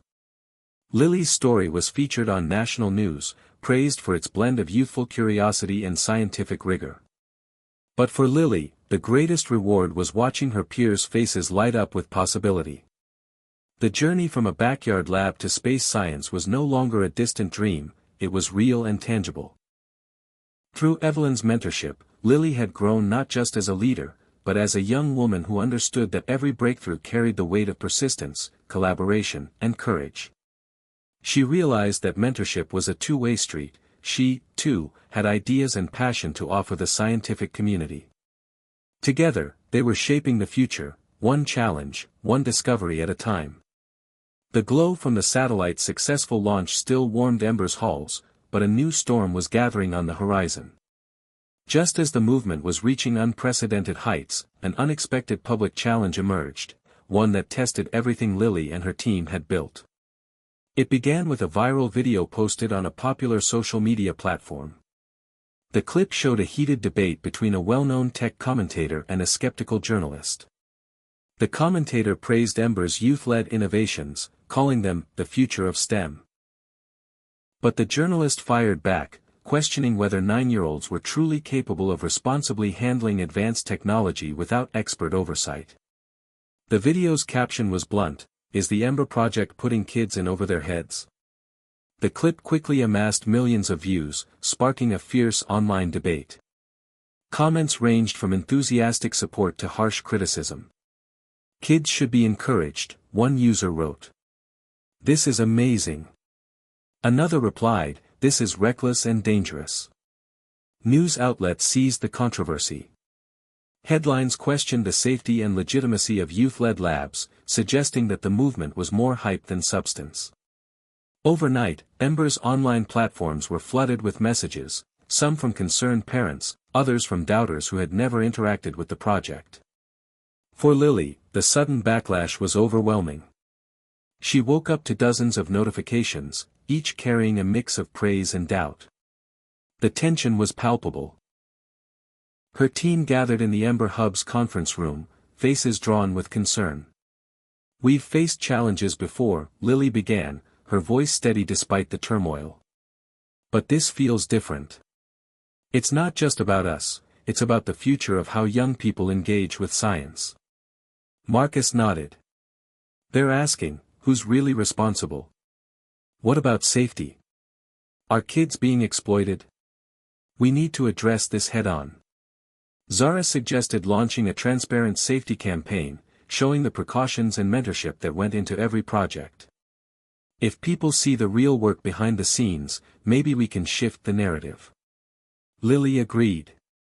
They planned a week-long series of live streams, interviews, and behind-the-scenes videos to demonstrate Ember's commitment to safety and education. Jessica, Lily's mom, helped coordinate outreach to parents and educators, emphasizing the project's educational values and community support. But the real turning point came when a nationally televised debate was announced, an invitation extended to Lily to face the critics in a public forum. The pressure was immense. A 9-year-old girl debating seasoned experts on live TV was unprecedented. Some urged caution, worried the scrutiny would be too harsh. Others saw it as a historic moment. Lily, despite her nerves, decided to embrace it. "This is our chance to show the world what Ember really stands for," she said. The night of the debate, the studio buzzed with tension. Cameras rolled, lights blazed, and an audience of hundreds filled the seats. Across from Lily sat two adult critics, a prominent education policy analyst known for defending traditional methods, and a former aerospace engineer skeptical of youth-led innovation without strict professional oversight. The moderator introduced the topics: safety, educational value, and the future of youth in STEM fields. Lily took the stage with confidence beyond her years. When asked about safety, she explained in clear, relatable terms the protocols Ember implemented: adult mentors supervising every experiment, rigorous training sessions before handling equipment, and a zero-tolerance policy for risky behavior. "We make sure every kid knows what they're doing before they do it," she said. "It's about learning by doing, but doing it responsibly." The education analyst challenged her, suggesting that structured curricula and expert-led labs were more effective. Lily responded thoughtfully, "Traditional education is important, but innovation doesn't come from following rules blindly. It comes from curiosity and trying new things. Ember combines guidance with freedom, so kids can learn and create safely." The aerospace engineer questioned the complexity of projects like the satellite launch, implying that children might not grasp the full consequences of their actions. Lily acknowledged the challenge but emphasized mentorship's role. We don't work alone. We have scientists, engineers, and teachers helping us every step of the way. That's what makes our projects possible and safe. As the debate unfolded, Lily's genuine passion and clear explanations won over many in the audience. The critics pressed hard, but Lily's poise and knowledge deflected their attacks. After the cameras stopped rolling, the moderator praised her performance, calling it remarkable and inspiring. In the days that followed, public opinion began to shift. Supporters rallied, sharing stories of their own experiences with Ember, highlighting the positive impact on kids' confidence and skills. Letters poured into schools and local governments, urging support for youth innovation programs. Even some of the harshest critics softened their tone, acknowledging the potential for growth and learning. But Lily knew the battle was far from over. The challenge had exposed vulnerabilities, gaps in resources, uneven access to mentorship, and lingering doubts about the model's scalability. She convened her team for a frank discussion. We've proven a lot, but we need to build stronger foundations. We can't just inspire, we have to sustain. Marcus proposed expanding Ember's mentor network, recruiting professionals nationwide to ensure every hub had expert guidance. Zara suggested creating a comprehensive safety and ethics curriculum, co-designed by educators and scientists, to standardize best practices. Jessica offered to spearhead partnerships with school districts to integrate Ember programs into formal education. Together, they crafted a bold plan to strengthen Ember's infrastructure and credibility. The initiative, dubbed Ember Next, aimed to provide transparent oversight while preserving the creativity and empowerment at the movement's heart. Months later, Ember Next launched with a national summit, bringing together students, parents, educators, and industry leaders. Workshops focused on safety, ethics, and collaborative innovation. Panels featured inspiring speakers who had overcome barriers to pursue STEM careers. The summit was a celebration and a commitment, a public declaration that youth-led innovation was here to stay, but with responsibility and care. For Lily, standing on that stage, surrounded by a community united in purpose, the public challenge felt like a distant memory. She knew there would be more obstacles ahead, but she was ready. Because now, more than ever, she understood that the future was not just about invention, it was about trust, respect, and the courage to stand up and be heard. The air in the Ember Hub was thick with anticipation, but also with a quiet tension that few outside the team could sense. After the public challenge and the launch of Ember Next, the movement had grown rapidly, but with growth came growing pains. New hubs opened in cities across the country, and the number of projects multiplied exponentially. Yet, not every initiative succeeded. Some failed spectacularly, others quietly fizzled out. Amid the pressure to innovate and prove themselves, Lily found herself questioning whether the heart of Ember, the pure joy of discovery and experimentation, was getting lost in the race to scale up.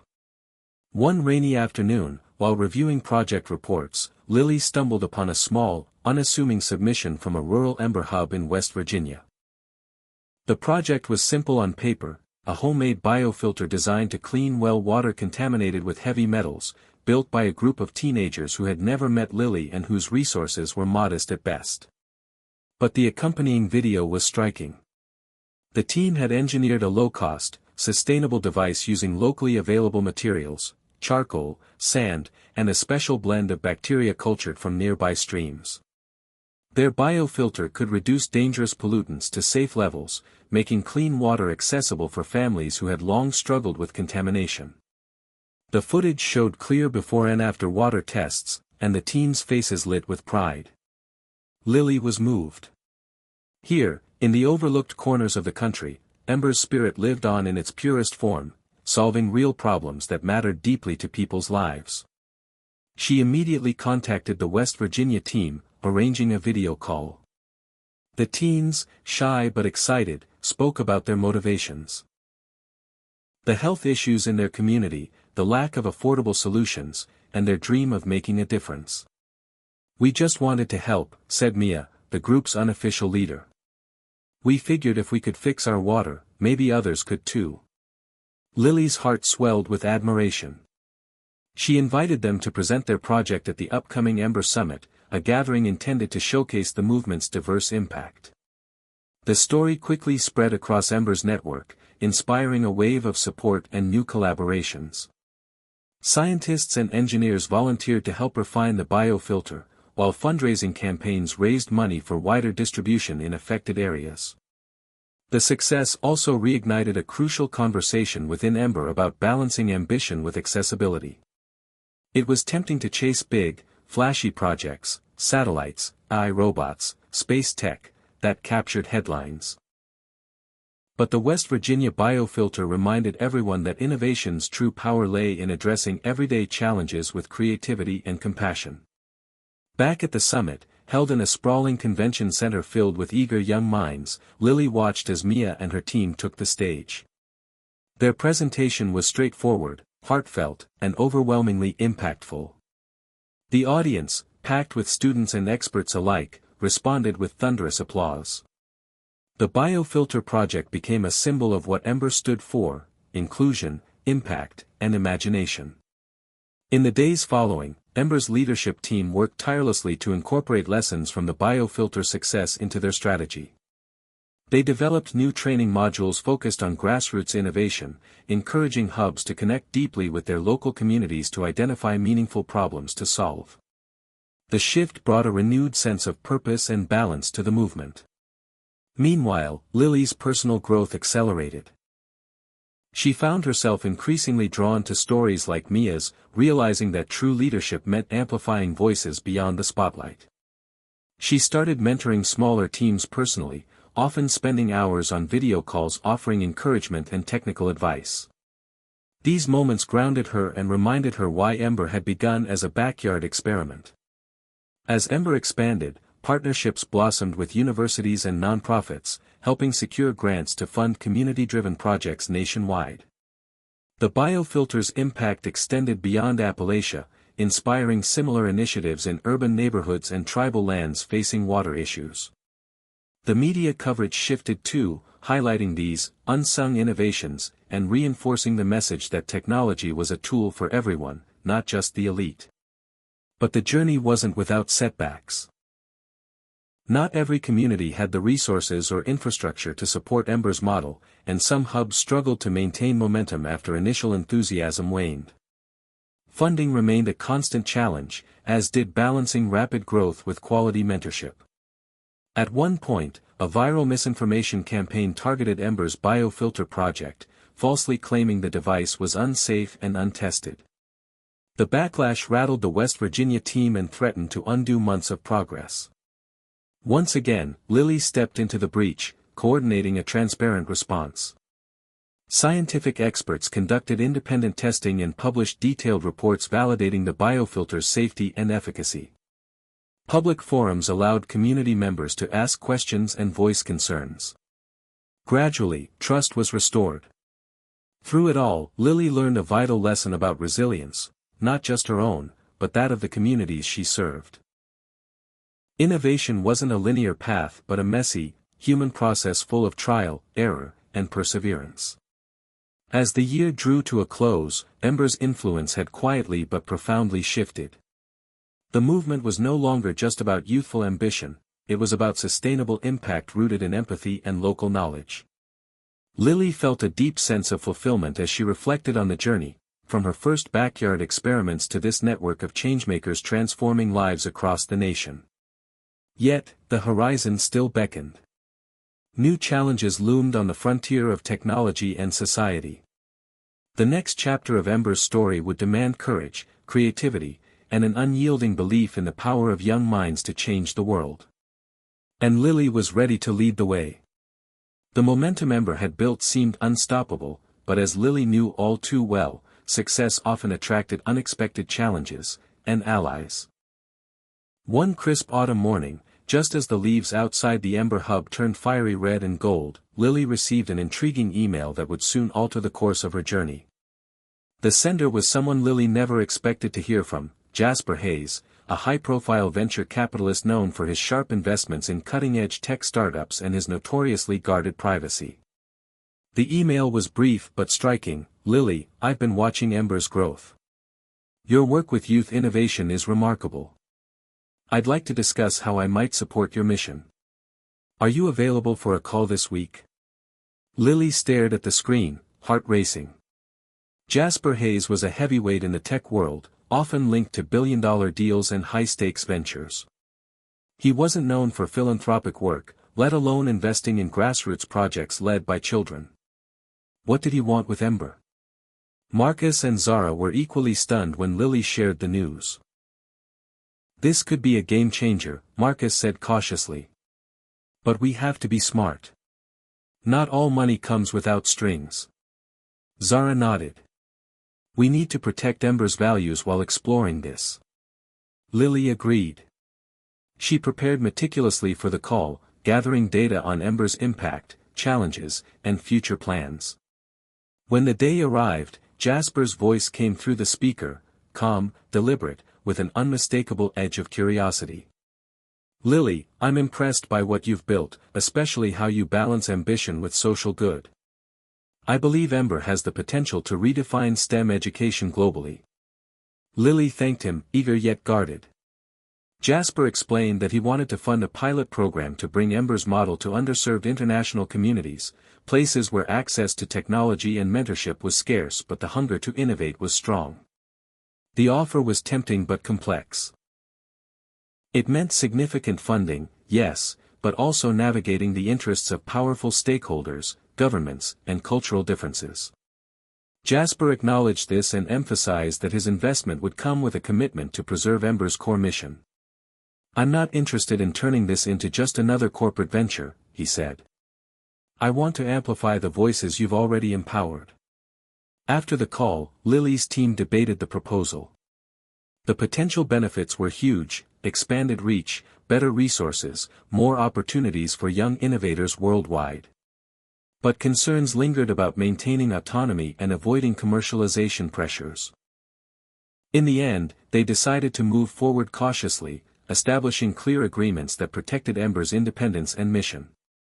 Over the following months, Jasper became a surprising but effective ally. His network opened doors to international partners, and his experience in scaling tech projects helped Ember navigate unfamiliar territory. Together, they launched the Global Ember Initiative, connecting youth innovators from urban centers in Africa to remote villages in Southeast Asia. Virtual labs, mentorship programs, and collaborative projects flourished, fueled by a blend of technology and cultural exchange. One particularly memorable collaboration involved a team of students in Nairobi who developed a solar-powered irrigation system designed to conserve water and boost crop yields. Paired with a group from rural Vietnam working on biodegradable packaging, the two teams exchanged ideas and refined their inventions through virtual workshops. Lily was inspired by how the movement's spirit transcended borders and languages. Yet, Jasper's involvement also brought new complexities. Negotiating partnerships with local governments required delicate diplomacy, and some cultural norms challenged Ember's usual approaches to youth leadership and risk-taking. Lily and her team adapted, learning to listen deeply and respect diverse perspectives while advocating for young innovators' agency. At home, tensions occasionally flared. Jasper's world of finance and politics sometimes clashed with Ember's grassroots ethos. But through open dialogue, they forged a working relationship built on mutual respect and shared vision. Lily also began to see Jasper in a new light, a man shaped by his own struggles, including a childhood marked by hardship and a father who discouraged his ambitions. In many ways, Jasper's investment in Ember was also a personal redemption, a way to support a future he never had. Meanwhile, Ember's expanded reach drew renewed media attention. Stories about international youth innovators highlighted not only technical breakthroughs but also the power of collaboration and empathy across cultures. Lily's role evolved from local leader to global ambassador, speaking at conferences and forums about the importance of nurturing young talent worldwide. The journey wasn't without setbacks. Political instability in some regions delayed projects. Infrastructure challenges tested virtual collaboration. And moments of self-doubt crept in as the scale of responsibility grew. Yet, through it all, Lily's core belief in the power of youth-driven innovation remained unwavering. One evening, after a long video call with partners in India, Lily reflected on how far Ember had come. What began as a backyard experiment with a curious 9-year-old had blossomed into a global movement, an ecosystem of dreamers and doers united by a shared commitment to change the world. Jasper's unexpected alliance had accelerated the journey but also reminded Lily that true leadership was about balancing ambition with humility, growth with integrity. She knew the path ahead would demand courage, wisdom, and the willingness to embrace uncertainty. But as she looked out her window at the stars beginning to twinkle in the dusk sky, Lily felt ready. Because in every challenge and every breakthrough, she carried a simple truth: the future belonged to those brave enough to imagine it, and bold enough to build it. Just as Ember's global expansion was gaining unprecedented momentum, an unexpected shadow crept quietly into the movement, a hidden crisis that threatened to unravel everything Lily and her team had built. It started subtly, with minor technical glitches reported from a few Ember hubs overseas. At first, they seemed isolated, a delay in data uploads here, a miscommunication between mentors and students there. But soon, patterns emerged: projects stalling, key components missing, and troubling rumors of compromised safety standards. The crisis began to crystallize when a whistleblower from one of the newly established international hubs reached out anonymously to Lily. The message was stark and alarming: there are serious safety violations occurring at some Ember sites. Kids are being pushed beyond safe limits. Mentorship is inconsistent. If you don't act fast, this could destroy the movement. The news hit Lily like a thunderclap. She had always believed in the strength of Ember's foundation, but this internal warning exposed vulnerabilities that could no longer be ignored. She convened an emergency virtual meeting with her leadership team, Jasper Hayes, and representatives from affected hubs. The discussion was tense and emotional. Marcus voiced what many feared: we expanded too fast, too soon. Our oversight mechanisms can't keep up. Zara added, our core values are at risk if we don't ensure safety and equity everywhere. Jasper, usually composed, admitted, I underestimated how complex scaling this would be. We must act immediately. Lily felt the weight of responsibility settle heavily on her shoulders. The crisis was not just technical or procedural, it was deeply human. In some regions, local mentors lacked adequate training. Cultural differences complicated communication. Funding shortages meant corners were being cut. And for the kids involved, the pressure to perform sometimes led to risky decisions. Determined to confront the crisis head-on, Lily spearheaded a multi-pronged response. First, she commissioned an independent safety audit team composed of global experts in education, engineering, and child welfare. They would conduct thorough evaluations at every Ember hub, identifying risks and recommending improvements. Second, Lily and her team developed an emergency mentorship training program, delivered virtually in multiple languages to ensure all mentors met strict qualifications before working with students. They established a real-time reporting system so concerns could be flagged immediately and addressed transparently. Third, funding was redirected to strengthen infrastructure and resources in vulnerable hubs, prioritizing safety over expansion. The team also reached out directly to affected students and families, listening to their experiences and offering support. The process was painstaking and emotionally draining. Some Ember hubs resisted the audits, fearing reputational damage. Others struggled to implement new protocols amid political and logistical challenges. The media caught wind of the crisis, sparking speculation and skepticism about the movement's sustainability. Lily faced harsh criticism, some accusing her of negligence despite her proactive stance. Yet through it all, Lily remained resolute. She personally responded to messages from worried parents and young innovators, emphasizing transparency and accountability. Our mission has never been perfect, she said in a heartfelt video address. But it is built on trust, courage, and a commitment to learn and grow together. Over several months, the audits revealed both alarming deficiencies and inspiring resilience. Some hubs required complete restructuring, others showcased remarkable adaptability in adopting new standards. Stories emerged of mentors going above and beyond to protect and empower their students. Inspired by these stories, Lilly launched the Ember Renewal Initiative. An ambitious plan to rebuild with integrity and inclusivity at its core. The initiative included a new Global Oversight Council composed of youth representatives, mentors, scientists, and ethicists, ensuring diverse voices guided Ember's future. The Council's first act was to implement a universal code of ethics and safety, co-created with input from every level of the movement. It emphasized respect for cultural differences, prioritizing mental health, and safeguarding against exploitation or burnout. At home, Lilly felt the emotional toll deeply.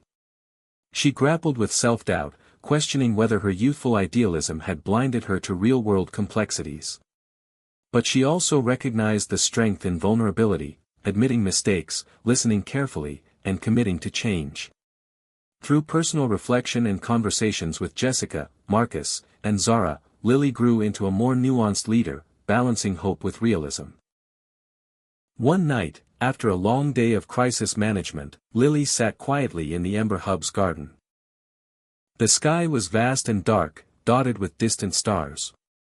She thought about the young innovators relying on Ember to nurture their dreams safely and authentically. In that stillness, a renewed sense of purpose emerged. The hidden crisis was a painful but necessary reckoning, a test of Ember's true resilience. It was a reminder that innovation was not just about breakthroughs and victories, but also about responsibility, humility, and care. The road ahead would be difficult, filled with new challenges and unexpected twists. But Lilly was ready to lead with honesty, courage, and an unwavering belief in the power of young minds to transform the world, for good. The crisis had shaken Ember, but it would not break it. Instead, it became a catalyst for deeper connection, stronger foundations, and a movement reborn. The months following the Ember Renewal Initiative were some of the most intense in Lilly's life. The hidden crisis had exposed vulnerabilities but also ignited a collective determination to rebuild stronger and wiser. With the Global Oversight Council in place, new safety standards implemented, and mentorship programs overhauled, Ember began to regain its footing. Yet, Lilly understood that regaining trust was more than procedures and policies. It required a powerful, unifying moment that would prove the movement's resilience to the world and to its own members. That moment came unexpectedly. During a routine virtual conference call, Mia from the West Virginia hub, the same young innovator whose biofilter project had sparked a renewed focus on grassroots solutions, shared news that stunned everyone. A major flood had struck a nearby Appalachian community, displacing families and contaminating water supplies. The disaster was devastating, but Mia and her team immediately mobilized, using their biofilter design to provide emergency clean water to affected areas. They documented their efforts with videos and updates, which rapidly spread through Ember's network. Inspired by Mia's leadership, other hubs launched coordinated relief efforts. In India, a group developed portable solar chargers to power emergency communication devices. In Kenya, youth innovators adapted water purification methods to meet urgent needs. The movement that had been tested by crisis now found its true purpose in action. Lilly saw this as the turning point Ember needed, a demonstration that their challenges had not weakened them but strengthened their resolve and capacity to make a tangible difference. She organized a global live-stream event titled Ember Rising, inviting all hubs, partners, and supporters to share stories of innovation, resilience, and hope. The event was electric. Young innovators from diverse backgrounds showcased their projects, sharing not only technical breakthroughs but also the deeply personal stories behind them, their struggles, motivations, and dreams. Jasper Hayes, once a cautious investor, spoke candidly about how witnessing these efforts had transformed his view of philanthropy and leadership. Experts in education and technology praised Ember's integrated approach of mentorship, ethics, and community engagement. But the highlight was a surprise message from Elon Musk himself. Having followed the movement's evolution, Elon reached out to congratulate Lily and the Ember community on their impact and invited Lily to join a special initiative focused on sustainable technologies for disaster relief. The offer was unexpected and complicated, stirring mixed emotions in Lily. Elon was a figure both admired and controversial, a symbol of audacious ambition and relentless drive. Partnering with him could accelerate Ember's mission but also risk diluting its grassroots identity. After thoughtful discussions with her leadership team and mentors, Lily decided to accept the invitation on one condition: Ember's values of youth empowerment, inclusivity, and ethical innovation would remain inviolable. Elon agreed, intrigued by Lily's clarity and conviction. Together, they launched a collaborative project integrating Ember's community-driven designs with Elon's advanced engineering resources. The initiative aimed to create scalable, affordable solutions for global crises, blending cutting-edge technology with local knowledge. The first pilot combined Mia's biofilter with SpaceX-inspired water filtration technology to produce modular, transportable units deployable in disaster zones worldwide. As the project progressed, Lily witnessed firsthand the power of collaboration across worlds. Elon's team brought unparalleled expertise and resources, while Ember's young innovators contributed fresh perspectives and grassroots insights. The partnership was challenging, requiring constant negotiation and mutual respect, but ultimately it produced breakthrough prototypes that garnered international attention. The experience transformed Lily. She learned how to navigate complex power dynamics while fiercely protecting her movement's soul. She also gained a deeper understanding of leadership, not as a solo pursuit but as a delicate balance of vision, diplomacy, and trust. Back at Ember, the momentum from the Ember Rising event and the Elon collaboration revitalized the community. New members joined, drawn by the inspiring example of resilience and purpose. Existing hubs re-engaged with renewed energy and clearer direction. Funding stabilized, allowing for sustainable growth rather than rapid expansion. Yet, even amid success, Lily remained grounded. She never forgot the lessons of the hidden crisis and the importance of humility, transparency, and care. She continued mentoring teams personally and encouraged open dialogue about failures and challenges as much as triumphs. One evening, during a quiet moment in the Ember Hub's garden, Lily reflected on the journey so far. From a curious 9-year-old facing Elon Musk to a global leader navigating complex partnerships, she had grown in ways she never imagined. But the essence of Ember remained the same: a community united by curiosity, courage, and the belief that young minds held the key to a better future. As she looked up at the stars, Lily felt a profound sense of hope. The turning point was not just a moment in time but a testament to the power of resilience, collaboration, and unwavering purpose. The road ahead would still hold challenges and surprises, but she was ready to lead Ember into its next chapter of innovation and impact, fueled by the lessons of the past and the promise of what was yet to come. After the momentum from the Ember Rising event and the partnership with Elon Musk, things seemed to be moving faster than ever for Ember. Yet Lily knew that every movement faced its ultimate test, and for Ember, that test was about to arrive in a form more challenging than any technical problem or internal crisis they had faced before. The challenge was announced unexpectedly during an International Youth Innovation Summit, where Lily had been invited to speak alongside Elon and other tech leaders. As the conference drew to a close, an unexpected announcement reverberated through the hall. The Global Innovation Council, an alliance of governments, corporations, and non-profits, was launching a high-stakes competition, the Catalyst Challenge. The goal: to develop a scalable, affordable technology solution addressing one of the world's most pressing issues. The prize? Massive funding, global exposure, and a chance to influence policy on an unprecedented scale. The catch? Teams would compete not only on their innovation but also on ethical impact, sustainability, and community involvement. This was a perfect fit for Ember's mission, but it would also push them beyond their comfort zone. The challenge was fierce. Hundreds of teams from around the world applied, and only a select few would make it to the final rounds. The competition would demand long hours, intense collaboration, and rapid iteration, pressures that tested every part of Ember's young community. Lily gathered her leadership team immediately. They had to decide whether to enter, knowing the risks and rewards. Marcus was enthusiastic. This is exactly the kind of platform Ember needs to prove our value on the global stage. Zara was cautiously optimistic. We have the talent and the values, but can we manage the scale and scrutiny? Jasper offered strategic insights, helping craft a plan to leverage their international network and technical resources while safeguarding their core principles. In the end, the decision was unanimous: Ember would compete. The first step was forming a special task force, composed of the brightest young innovators across Ember's hubs, led by Mia and other proven leaders.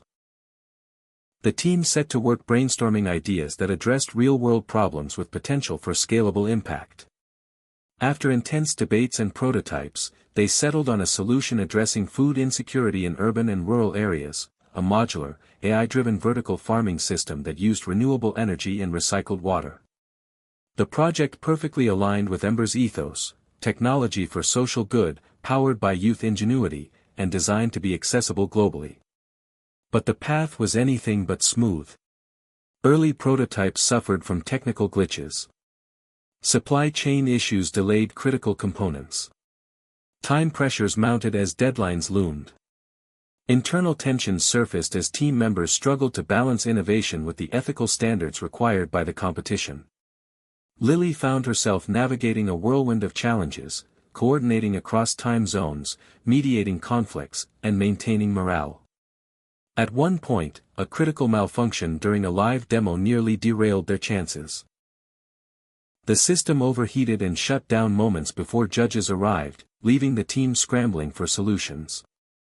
In those tense moments, Mia stepped forward with calm determination, rallying the group and improvising repairs.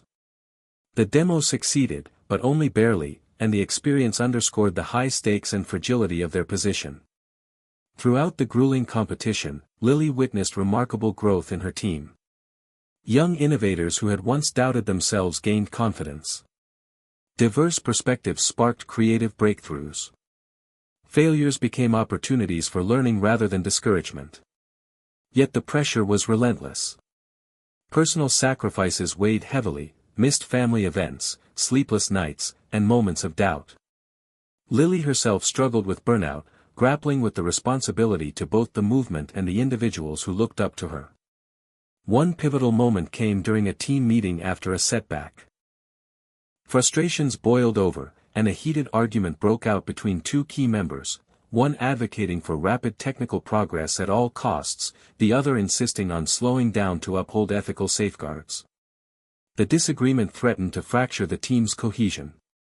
Drawing on her leadership growth, Lily intervened not with authority but empathy, guiding the team through a process of active listening and mutual respect. They emerged stronger, with a renewed commitment to balance innovation with integrity. As the competition progressed to the final rounds, Ember's project captured the attention of judges and the media alike. The fusion of cutting-edge AI technology with grassroots community input was hailed as a model of inclusive innovation. When the announcement finally came, Ember was declared one of the winners, earning not only funding but also a seat at the Global Innovation Council, influencing policy and resource allocation for youth-led projects worldwide. The victory was a milestone, not just for Ember but for every young innovator who believed in the power of technology and ethics to change the world. In the aftermath, Lily reflected on the lessons from the big challenge. Success was never about winning alone but about resilience, collaboration, and staying true to core values amid pressure. The journey had pushed Ember to new heights but also reminded her of the importance of balance, between ambition and care, speed and thoughtfulness, leadership and listening. Ember's story was far from over, but the big challenge had marked a turning point, a testament to the courage of youth, the power of community, and the promise of innovation guided by heart. After the triumph of the big challenge, Ember was riding high on a wave of global recognition and newfound influence. Yet, amid the celebrations, Lily sensed that the journey ahead would require more than just innovation and determination. It would demand allies, sometimes from the most unexpected places. It happened when a mysterious message arrived in Ember's encrypted communications channel: a simple note signed only, "A friend from the past." Intrigued and cautious, Lily opened it. The message was cryptic yet hopeful: "I know your struggles and your mission. You're stronger than you realize. If you're willing, I can help." The sender offered no name or details but included a series of links to technical data and insider reports related to the international hubs, some containing sensitive information about regulatory obstacles and corporate interests working against Ember's growth. The message was a puzzle and a promise. After consulting her core team, Lily decided to follow the trail, carefully verifying the authenticity of the data and its implications. What they uncovered was startling: a web of political and economic barriers deliberately erected to limit youth-driven innovation, protect entrenched interests, and suppress disruptive technologies. The discovery cast a harsh light on the very real opposition Ember faced beyond technical challenges or internal crises. It also raised urgent questions: who was this ally? What did they want? Could they be trusted? As the team delved deeper, a pattern emerged pointing to an individual with intimate knowledge of both the tech world and government operations, someone with the ability to influence regulatory frameworks and bypass bureaucratic roadblocks. The profile suggested a former industry insider turned whistleblower, someone who had stepped away from the limelight but still cared deeply about innovation and social impact. The next message confirmed this. The mysterious ally revealed themselves as Rachel Bennett, a former Silicon Valley executive who had once worked closely with major tech companies before leaving in disillusionment over their lack of ethical accountability. Rachel explained that she had been following Ember's journey since its early days and admired Lily's leadership and vision. She offered to provide strategic guidance, leverage her network, and help navigate the complex geopolitical landscape obstructing Ember's mission. The offer was both a lifeline and a risk. Rachel's past was controversial, some questioned her motives and reliability. But Lily recognized the opportunity for growth and resilience. After several cautious exchanges and video calls, a tentative partnership formed.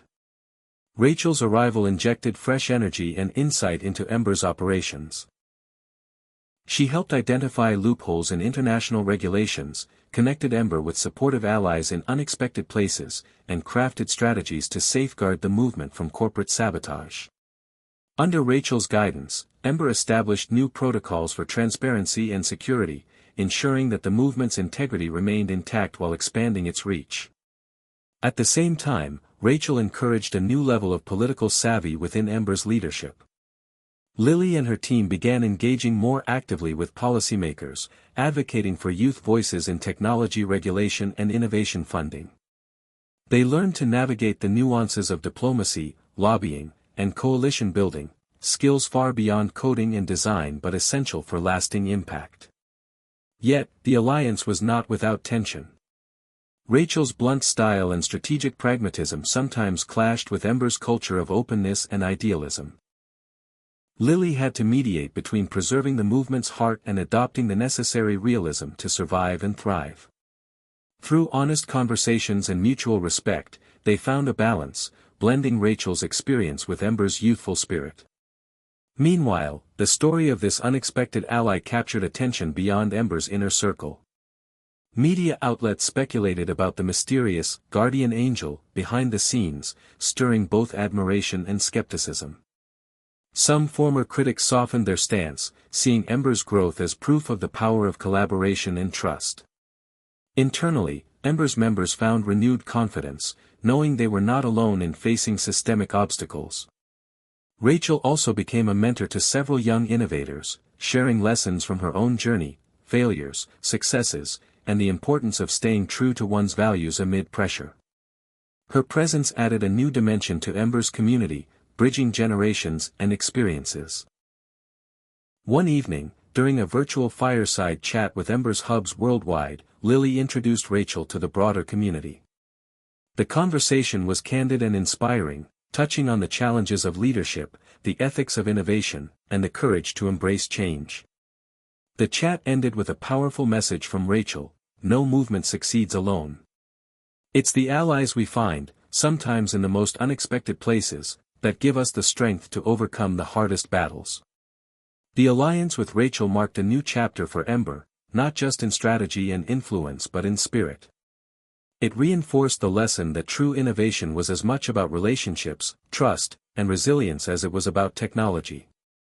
As Ember continued to grow and evolve, Lily felt a profound sense of gratitude and readiness. With allies old and new, challenges ahead and victories to come, Ember was more than a movement, it was a community capable of shaping the future, one brave step at a time. The stage was set for what would become the defining moment in Ember's journey, a moment that would test everything Lily and her community had fought for, revealing their true strength and resilience. It began with an invitation that seemed both a promise and a challenge, a global summit on youth innovation and climate action, hosted by the United Nations in New York City. Ember was invited to present their latest project, the modular AI-driven vertical farming system that had won the Catalyst Challenge. This was an unprecedented opportunity to showcase the power of youth-led innovation on the world stage, but also a high-pressure environment filled with political complexity, skeptical eyes, and competing agendas. In the weeks leading up to the summit, Ember's team worked tirelessly to prepare. Every detail mattered, from perfecting their presentation to anticipating tough questions from diplomats, scientists, and industry leaders. Lily found herself stepping into a role far beyond that of a founder or mentor. She was now a global advocate, a bridge between youthful idealism and the realpolitik of international governance. On the day of the summit, the atmosphere was electric. Delegates from every continent gathered in the Grand Hall, a mosaic of cultures and interests converging in one space. As Lily took the stage, she felt the weight of expectation but also the power of the community she represented. She began by telling the story of Ember's journey, the highs and lows, the crises and breakthroughs, the relentless hope that fueled every step. Her voice carried the raw emotion of a young woman who had grown through fire and challenge. Then, she unveiled the vertical farming system, explaining its technical innovations and its social impact. The audience listened intently as she described how the system could empower communities to grow fresh food sustainably, even in the harshest urban environments. But the moment of truth came with the questions and debates that followed. Some delegates praised the project's ingenuity and potential. Others raised concerns about scalability, cost, and the risks of relying on technology in vulnerable regions.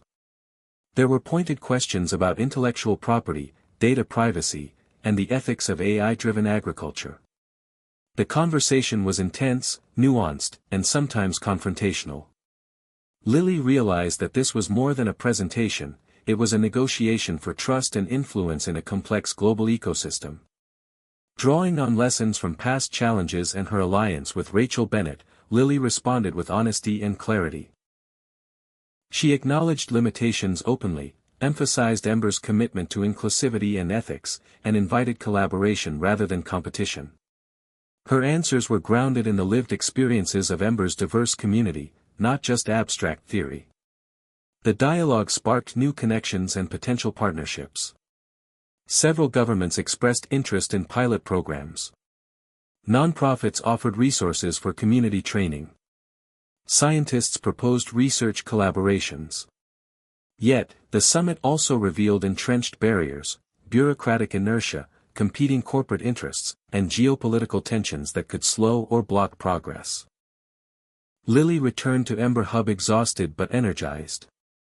The summit had been a crucible, revealing both the possibilities and the challenges of scaling youth innovation in a world of power and politics. The team gathered to reflect on the experience. They celebrated the breakthroughs but also confronted the realities that lay ahead. For Lily, the moment of truth was not a single event but an ongoing process of navigating complexity without losing sight of the movement's heart. In the following months, Ember embarked on a strategic plan that balanced ambition with patience. They expanded pilot programs cautiously, prioritizing communities most in need and ensuring ethical safeguards. They deepened partnerships with allies like Rachel and new collaborators identified at the summit. Internally, the movement reinforced its culture of transparency, continuous learning, and mutual support. Lily also focused on nurturing the next generation of leaders within Ember. She created mentorship circles and leadership workshops, empowering young innovators to step forward with confidence and vision. She knew that Ember's future depended on collective strength rather than individual heroism. One particularly memorable moment came during a visit to a rural community in South America where Ember's vertical farming pilot was underway.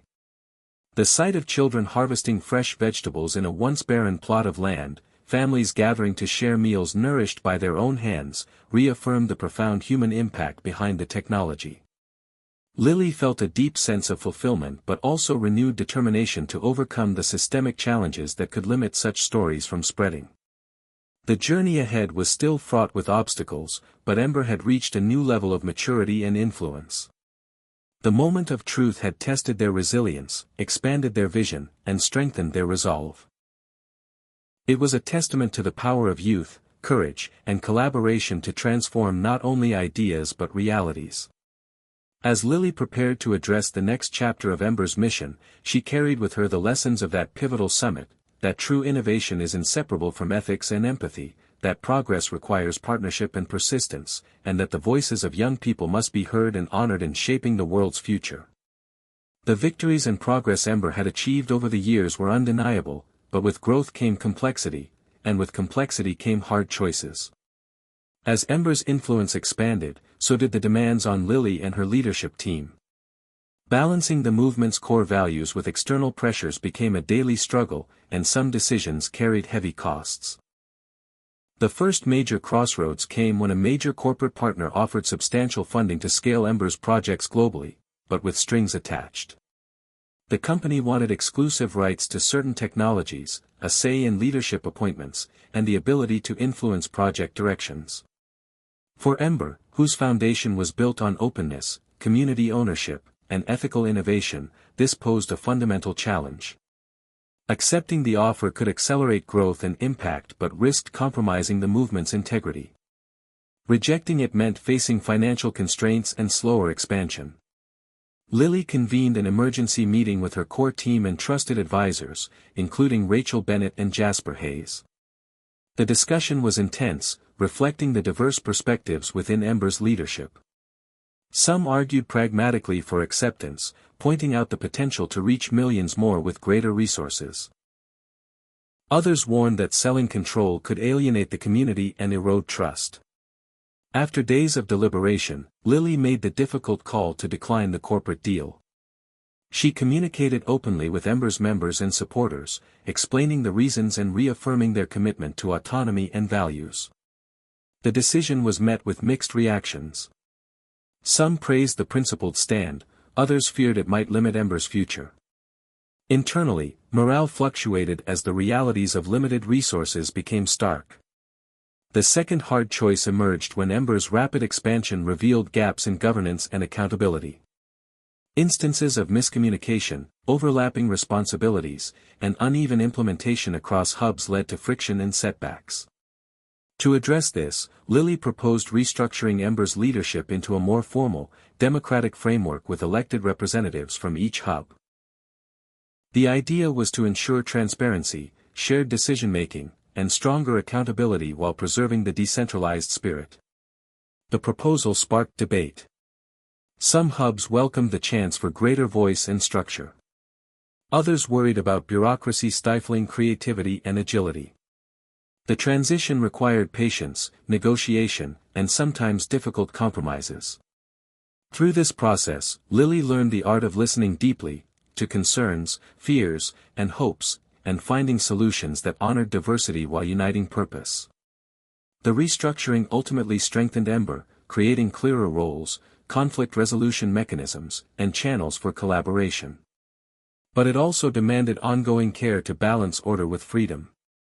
The third and perhaps most personal hard choice confronted Lily herself. As Ember grew, so did her public profile. Invitations to speak, consult, and partner came from around the world. Offers for lucrative positions in government and industry surfaced. At the same time, the pressures of leadership weighed on her health, relationships, and sense of self. She faced the temptation to step away from the movement to pursue a more stable, less public life. Yet leaving Ember felt like abandoning a family and a cause that had shaped her identity. After many sleepless nights and heartfelt conversations with mentors and friends, Lily chose to recommit to Ember with renewed boundaries and support systems. She delegated more, prioritized self-care, and embraced the imperfections of leadership.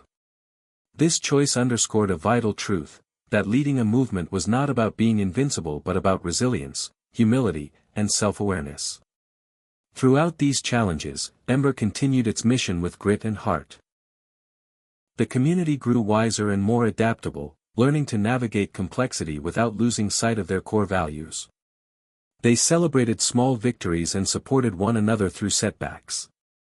One memorable moment came when a young innovator from a remote hub, inspired by Ember's journey, launched a grassroots project addressing clean energy access that quickly gained local traction. Lily saw in that spark the ongoing legacy of their collective effort. As the hard choices shaped Ember's evolution, Lily reflected on the lessons learned. Leadership was not a straight path but a series of difficult decisions, each with trade-offs and consequences. Integrity required courage to say no, even when the easier path beckoned. Community thrived on trust, openness, and shared responsibility. And perhaps most importantly, the journey was not solitary but woven with allies, challenges, and the unyielding spirit of youth determined to change the world. The hard choices were painful but necessary, stepping stones toward a future where innovation was not just about technology but about values, humanity, and hope. The morning light spilled gently through the large windows of Ember's headquarters, casting long shadows across the walls adorned with photographs and messages from young innovators around the world. Lily stood by the window, gazing out at the city skyline, her mind awash with reflections on how far the movement had come and what the future held. New beginnings were not always marked by fireworks or grand announcements. Sometimes, they arrived quietly, in moments of clarity and resolve. Ember's journey was one such story, a testament to the power of youth, vision, and unyielding hope. After years of trials, triumphs, and transformation, the movement was entering a new phase, shaped by the lessons of the past but focused firmly on the future. The hard choices and challenges of recent chapters had forged a stronger, wiser community.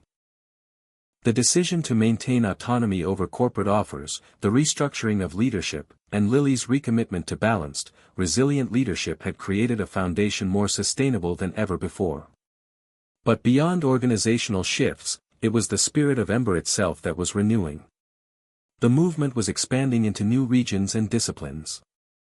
From AI and biotechnology to climate justice and social entrepreneurship, young innovators were applying their talents to a kaleidoscope of causes, connected by shared values and mutual support. This diversity was both a strength and a promise, reflecting the boundless potential of youth to imagine and create better futures. Lily had spent recent months traveling to Ember hubs from South America to Southeast Asia, witnessing firsthand the ripple effects of the movement. In each place, she found stories of courage and creativity, a teenager designing solar-powered water filters in a drought-stricken village. A group of students building low-cost prosthetics from recycled materials, an activist campaign led by young women advocating for educational equity. These encounters filled Lily with profound gratitude and humility. She realized that Ember was not her story alone but a collective narrative written by thousands of voices across the globe. Back at headquarters, Ember launched the Next Wave Fellowship, a program designed to mentor and empower emerging leaders from diverse backgrounds, ensuring the movement's vitality for generations to come. Lily took great pride in watching these fellows grow into confident changemakers, carrying forward the values of integrity, empathy, and innovation. The partnership with Rachel Bennett continued to evolve, with Rachel becoming a senior advisor and advocate for youth-led governance in international forums. Their relationship symbolized the bridging of generations, the fusion of experience and youthful energy, and the ongoing commitment to ethical leadership. In the political arena, Ember's influence helped shape policies that prioritized youth participation, equitable access to technology, and sustainable development. These wins, while hard-fought and incremental, marked a shift toward recognizing young people as essential partners in shaping global futures. Yet, even as Ember celebrated progress, Lily knew that new challenges would arise. The world was complex and ever-changing, and the fight for justice, equity, and sustainability was ongoing. But the foundation laid, built on trust, courage, and community, offered a beacon of hope amid uncertainty. On a personal level, Lily found balance and peace in small rituals: morning runs through the park, quiet dinners with close friends, moments of reflection and creativity. These practices grounded her, reminding her that leadership was a journey as much about self-discovery as about public impact. One evening, gathered with Ember's core team and fellowship members for a virtual celebration marking the movement's 5th anniversary, Lily shared a message that resonated deeply: new beginnings are everywhere, in every idea born from challenge, every friendship forged in adversity, every step taken toward a better world. Ember is more than a movement, it's a family bound by hope and action. Our journey continues, not because the path is easy, but because we believe in what's possible when youth lead with heart and courage. The chat flooded with heartfelt responses, stories, gratitude, visions for the future. In that moment, Lily saw the true meaning of Ember. A constellation of bright sparks, connected and illuminating the darkness, inspiring each other to rise. As she logged off, Lily felt a renewed sense of purpose. The story of Ember was far from over. It was, in fact, just beginning again, carrying the lessons of the past, the strength of the present, and the boundless possibilities of the future. Life was full of surprises, she thought, but love, community, and courage would always lead the way. Hit subscribe and leave a comment with where you're watching from. This story might just spark a new beginning. What's one thing that always pushes you forward, even when things get tough?